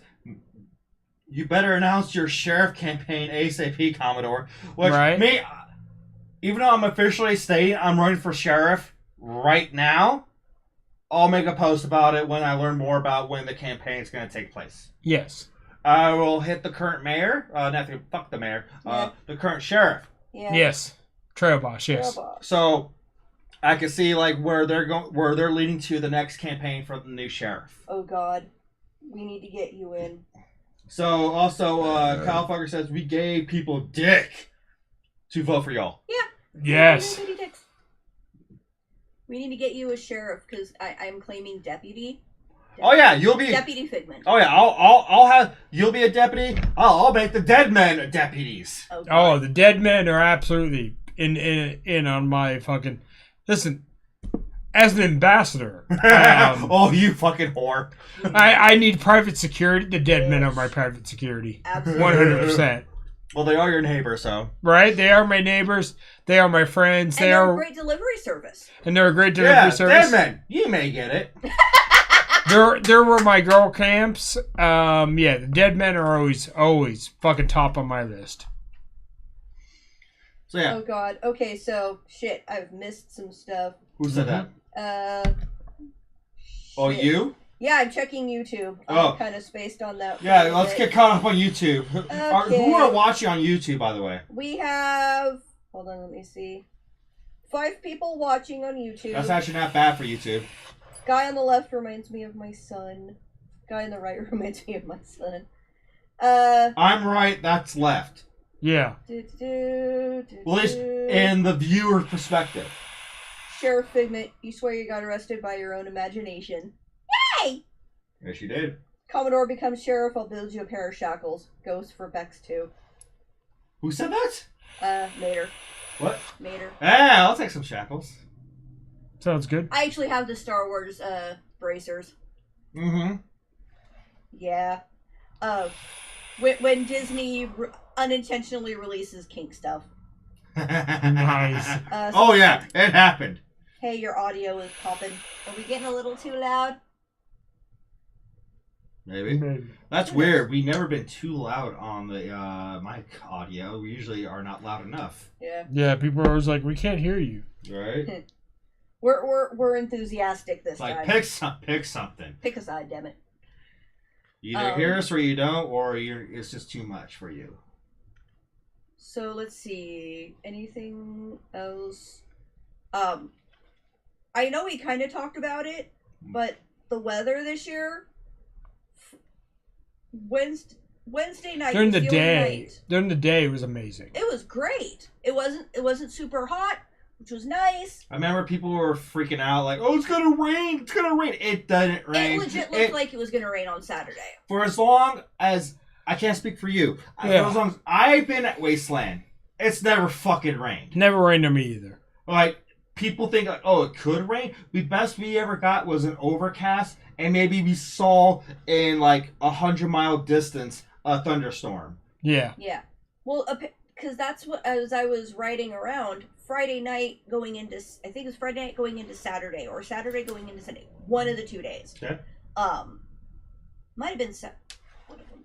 Anyway, there were a lot of people out in Tent City that packed up and left early because the way the weather was at night, where it was like the W was beating the shit out of everything. Yeah. Really? The Dome, the people that were running the hunting game, Okay. their Dome, it got fucked up. They had to pack up early. So there was quite a few. See, that's the only thing. That's the thing where we keep try to give advice for people on this show. Expect the W. Secure your camp for a W. Well, that's the thing. I think part of it is the fact that it hasn't been that bad for as many years or what since. Always, here's the thing. It can always happen. The next year could be that year. Always expect it so you're prepared for a W, and you can. I agree. Yeah. And that's what I do every year now. I make sure, like we had a W, and we had nothing protecting us. We were like open field behind it, and the thing the W only did was maybe bend down the tent a little bit. It kept smacking you. We had to end up moving the bed.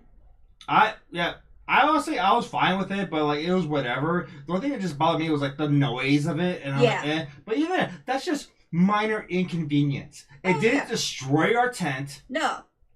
But the Dome got fucked up, and I think a couple of other spots got messed up like bad. Yeah, like so please, even if it doesn't happen next year, and please, I hope it doesn't happen next year, prepare for the W in any way you can to where your camp is still maintainable and sleepable and protectable. And bring clothing. Layer up. Because, like, Friday night. I think it was Friday night or Saturday night. I think it said Saturday. The night where you went to the casino. Where I ended up over at Red Rocket just sitting by the fire. Saturday. Okay, yeah. I had fucking sweats. I had my Seth Rollins You were sweats really on. Eskimo'd. I was Eskimo'd. And I'm like, I don't give a fuck what anyone says. If someone tries to say, oh, that outfit's not really themed out, I would legit flip you off and then slowly move it closer to your face. 10 o'clock. Time to take my meds here in a moment. I need to redo my meds. But like for me, and I'm basically a lizard. I get cold very easily. It was goddamn cold. Oh yeah. And so keep that in mind, because I saw quite a lot of people who were not dressed for the weather. And they're like huddling over by the fire because most of the fires couldn't happen. So Red Rocket, they had their propane fires. Yep. And just hung out there. I was legit like about 1.5 2 feet away from the fire, just bundled up. Someone got a picture of me. I'm just like it cold. And then Friday night, it was still cold as fuck. I tried to go to sleep. And you came into the tent like, baby, Goldcrest is open. Come inside. Because I'm sitting there like cold and shivering. Yeah. Well, I mean, we'll get more into some of the other stuff because, like, I did a whole Rock'em Sock'em Robot with the mannequins. Yeah. Nice. Like, there's definitely some more stuff we did at Wasteland that we haven't gotten into tonight. Yeah. I went over to Atomic Sunburn. They had a cat game. Nice. Becky and I played. It was fun. Trench over here. Out here, we have issues with the beast that is the big S. Snow. Oh, yeah. Like, for me, I maybe seen snow maybe once in my lifetime. Yep. Like, naturally. It's cold. And let's see. Santa goes, and it was colder Pre-event. Especially Sunday. Yeah, it was. Yeah, it was pretty much the whoopee when they arrived finally on Wednesday. You're like, the whoopee. Oh God, I need this. Argos, the Demon W can show up at any time. Exactly. So Okay. always prepare for the W, even if it's not going to happen, because there's chance that it could happen. You have way higher chances of experiencing a W at Wasteland than fucking rain. Because again, me, Hatter, been going for many years. Never rained. No. Yeah. And there was threats of it, but it has never happened. And it's better to have something and not need it than need it and not have it. Like a condom. I'll say it. Yeah. I'll say it. That's why you overpack. Yes. Side note, something I actually learned, I'm not sure if I didn't know about it beforehand, but at medical, they keep condoms in lube. Good. Smart. Yeah. And like menstrual products, if you have the bits. Yeah. I did not know that was a thing. I'm like, well, shit. Like, if you have questions, medical is there. We're not going to kick you out, because there's quite a few first years who got drunk as fuck, and medical showed up, and they're like, oh God, are you going to kick me out? I'm like, no, we don't give a fuck. We just want to make sure you're okay. Yeah. So, a little tip advice I can give you all for your habit, if you have like a tent and you're dealing with a W, here's what you should, at least what I've done to prevent that shit. Your stakes. Get them at the very least 12 inches. Yes. And corner it in towards your tent so it hooks it in. Yeah. Don't just straight pound it in. Curve it inwards towards the tent and pound it in that way. At an angle. At an angle. The rings on your tent, make sure they're the best quality of metal, because even the W, and you have good secured stakes, it will stretch out that fucking ring and tear it apart, and you'll have a loose fucking piece of your tent. Yeah. So good either titanium or very thick plastic. The plastic source, which we have. Yeah. Because so far we had that camp for at least 3 years, and this is the most survivable tent I have ever had at Wasteland. I almost had to get a tent almost every year at fucking Wasteland. And funny enough, I found it on fucking Facebook Marketplace. Yes. So those are good. Those are the, and for the structure, make sure the poles are flexible. Yeah. So when it was bobbing that's the least of that's why that's the least of what worries, because if it was too like stiff and secure, it would have tore through the fabric. It was snapped. Yes. So make sure the poles are flexible, because yeah, your tent's gonna move around, but it's gonna stay intact. Yeah. Yeah, I've had the fucking fabric at the base of the tent tear. Yeah. Ooh. Because the stakes were in place. The fabric was not strong enough, and Gotcha. it tore. Mm-hmm. Yeah. And I had to replace them. Because y'all gotta realize, your basic tents are usually meant for like camping like in the woods or something more Casual. Very low. casual. Very low wind. Yeah.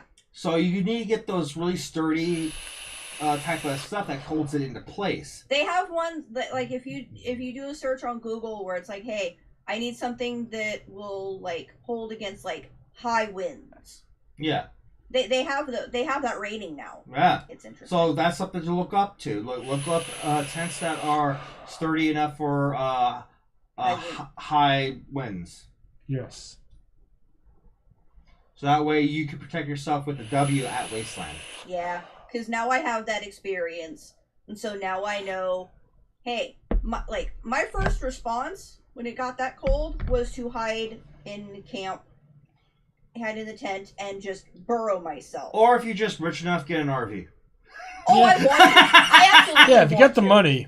I would Why love a fucking RV, you kidding me? So CalFocus goes, some hardware stores will cut rebar to order, have them cut the rebar around 20 inches, Yeah. then get a blowtorch and metal pipe and a vise. Heat up the top of the rebar until it glows, then put it in the pipe and bend the rebar down to make a hook. Yeah, candy cane. Bam! Cheap and easy stakes that will hold. Oh yeah, there's a lot of people that fucking metal weld their fucking stakes. Like we had, Absolutely. like fucking Rabbit Rastic, they had homemade stakes to secure their fucking structure into the ground. Now, I would say, even for myself, if you don't want to go through all of that, weigh your tent down. Yeah. My tent for years has been I take all of my shit, all of my personal shit, and I put it on the perimeter of the tent, the outside walls. I stick it personally in the corners where I know it needs to be weighed down. My bag, my water, my food, all of it goes into one individual corner of the tent, each corner. And then, yeah, I may have to eat some of that food, I may have to drink some of that water, but either way, it's enough weight, and I do have the stakes also, but it's enough weight to hold that tent in place. Sheesh. So yeah, so fucking Dan from Attack's like, yeah, one of my corners of my tent that connects to the stakes ripped off that Saturday morning. Because that's when we had that W. Oh god. Yeah. Now I know for future reference, when it gets like to that level, don't hide away. Go into a camp. And then that's the thing too. Be willing to open your tent. Yes. Meaning, take off your shade structures. Let the W literally blow through your tent. That's why I open up the window areas. It is better to sleep in a tent that has been hit by dust than a tent that has been destroyed because you didn't open it up. Yep. Yeah. Because I have opened up my tent many a time and let the dust blow through the tent as opposed to keeping it closed and letting it be destroyed. And then Calfuckers just gave a good tip. For tents, spend the money and get a name brand canvas tent. Yeah. Like White Duck Outdoors or 1010 Sports. Yeah.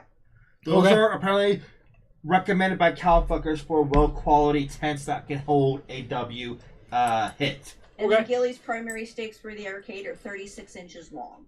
Just splat your fucking big steak on the table, why don't you? Thud.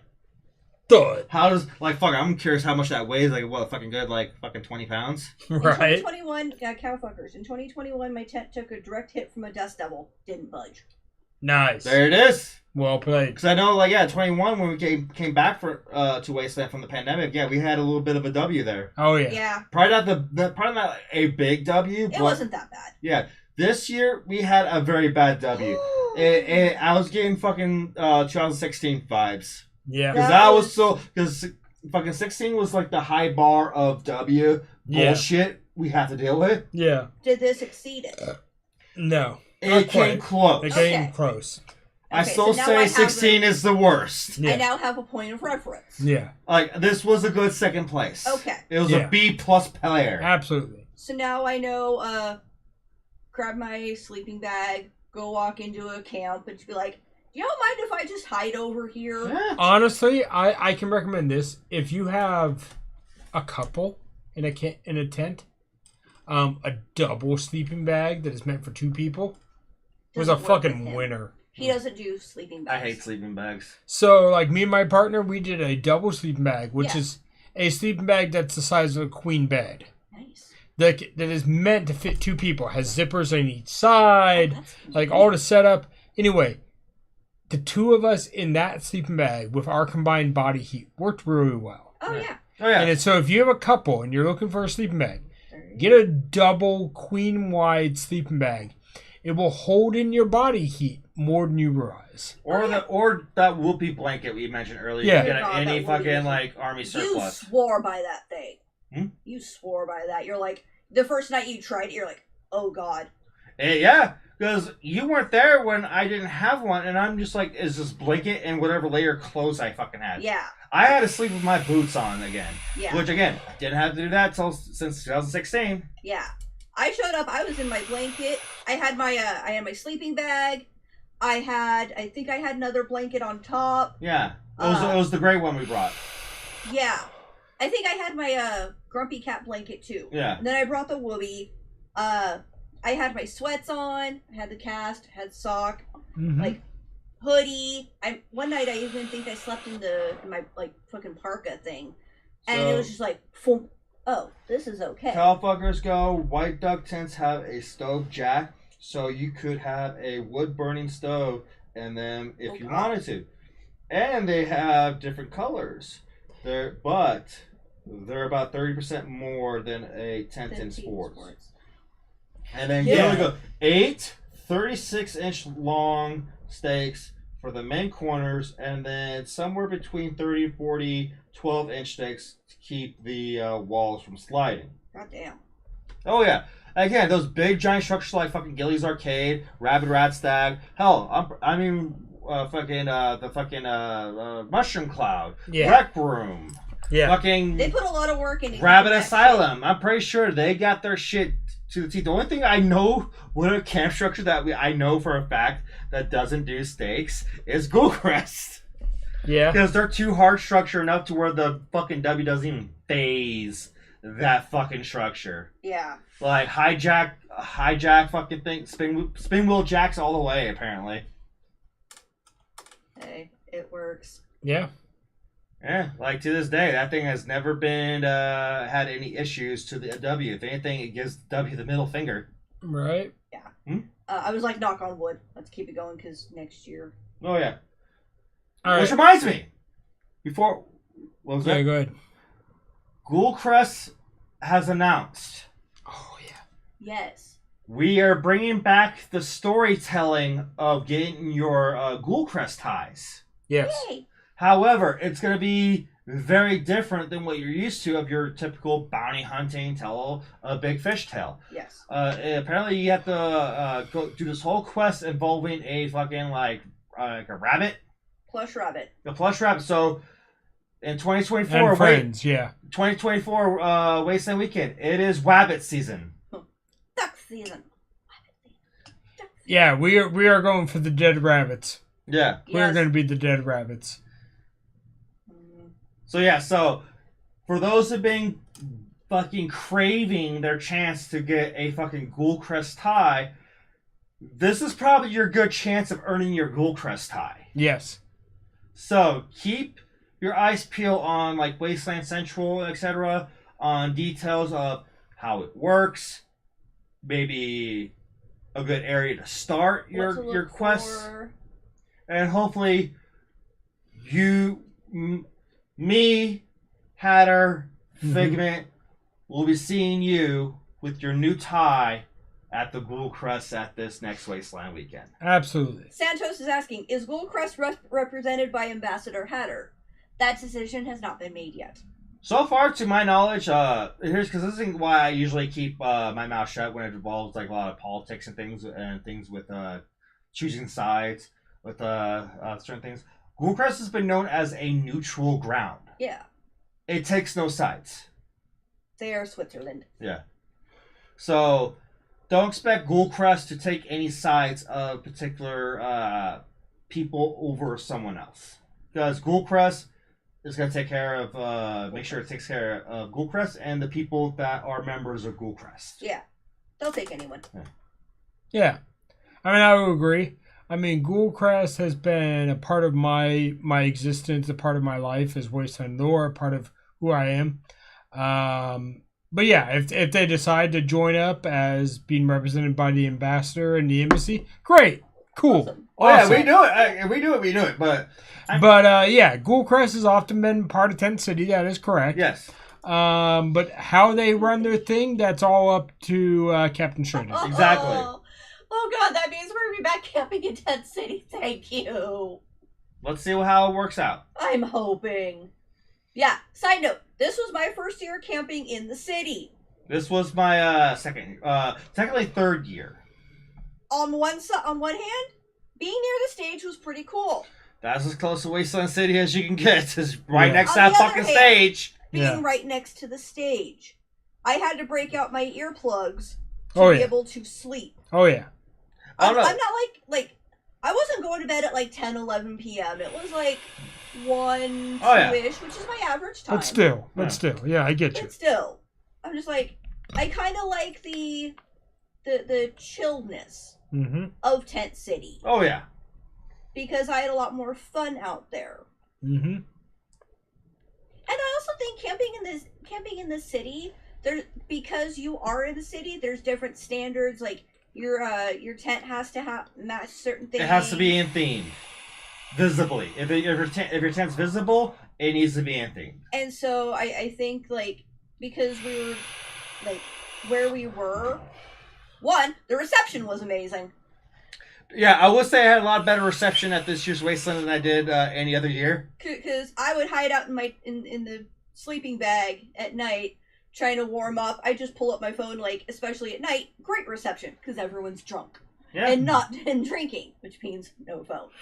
But I kind of miss the being out in the city, because, out in Tent City.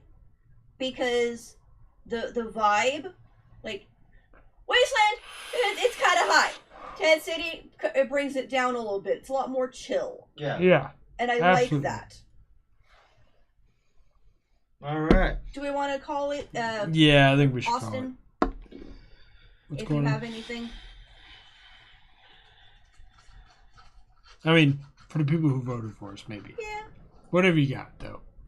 So, I'll give the fuck you the episode. Yeah, what he said to those who voted for us for your day and nightmare. Yeah. So, thank you for voting. fuck you for your love and support of what we do. and I the mean, show. even though we did not win, we're still doing what we did best, and that's being your fucking Wasteland media. Yeah. Absolutely. No matter And- what, we will continue. And who that. knows? Maybe at the next Wasteland, you'll see me as your new sheriff. Oh God. There we go. I'm voting for him. We will do that. I'll vote for Commodore. Yeah. So, fuck you. Fuck you. Thank you very much for joining this episode. It might be a little bit of a while for the next episode because these next few weekends are going to be very busy for us.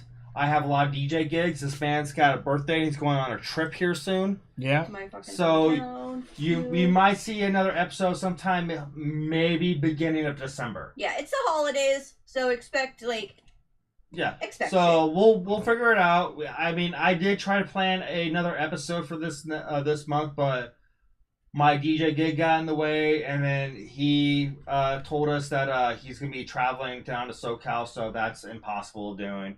So we'll plan for December. Yes. So- Oh God, Wasteland Christmas. Yes. Let's love it. let's I'm plan already this on out. We board. can do a Wasteland Christmas. Yes, I'm already on board. So thank you all very much. I am the Commodore. I'm Hatter of the Waste. And Figment. This was Figment. This was Wasteland Talk, and we'll see you all in the near future. Fuck you. Fuck you. Come join me if you want to be an independent fucking sovereign state of Tent City. Yes. I will be your embassy. And see to it that I win sheriff. Yes. Yeah. Yes. Commodore for sheriff. Fuck Moo. Commodore for sheriff. Yes, I Oh, need a title. Let's cue that. Yeah. LCC. Let's talk about that VIP title. Maybe we can work out a deal. Oh God. Fuck the auction. Let's collaborate. Right? Just what you need. Let me know you're ready. Okay, hold on. That's not what we want. That's fine. Till next time. Also, while this is still have audio, go to Gilly's Etsy page. Oh shit. Buy patches. Buy a Wasteland Talk patches. Put it on your fucking Wasteland shit. Send pictures. Tag us. Show us your love and support. Oh shit. Yeah. Yes. Contact him. What? Nothing. Okay. Okay, whenever you're ready. I'm ready. 3, Hold on to me. 2.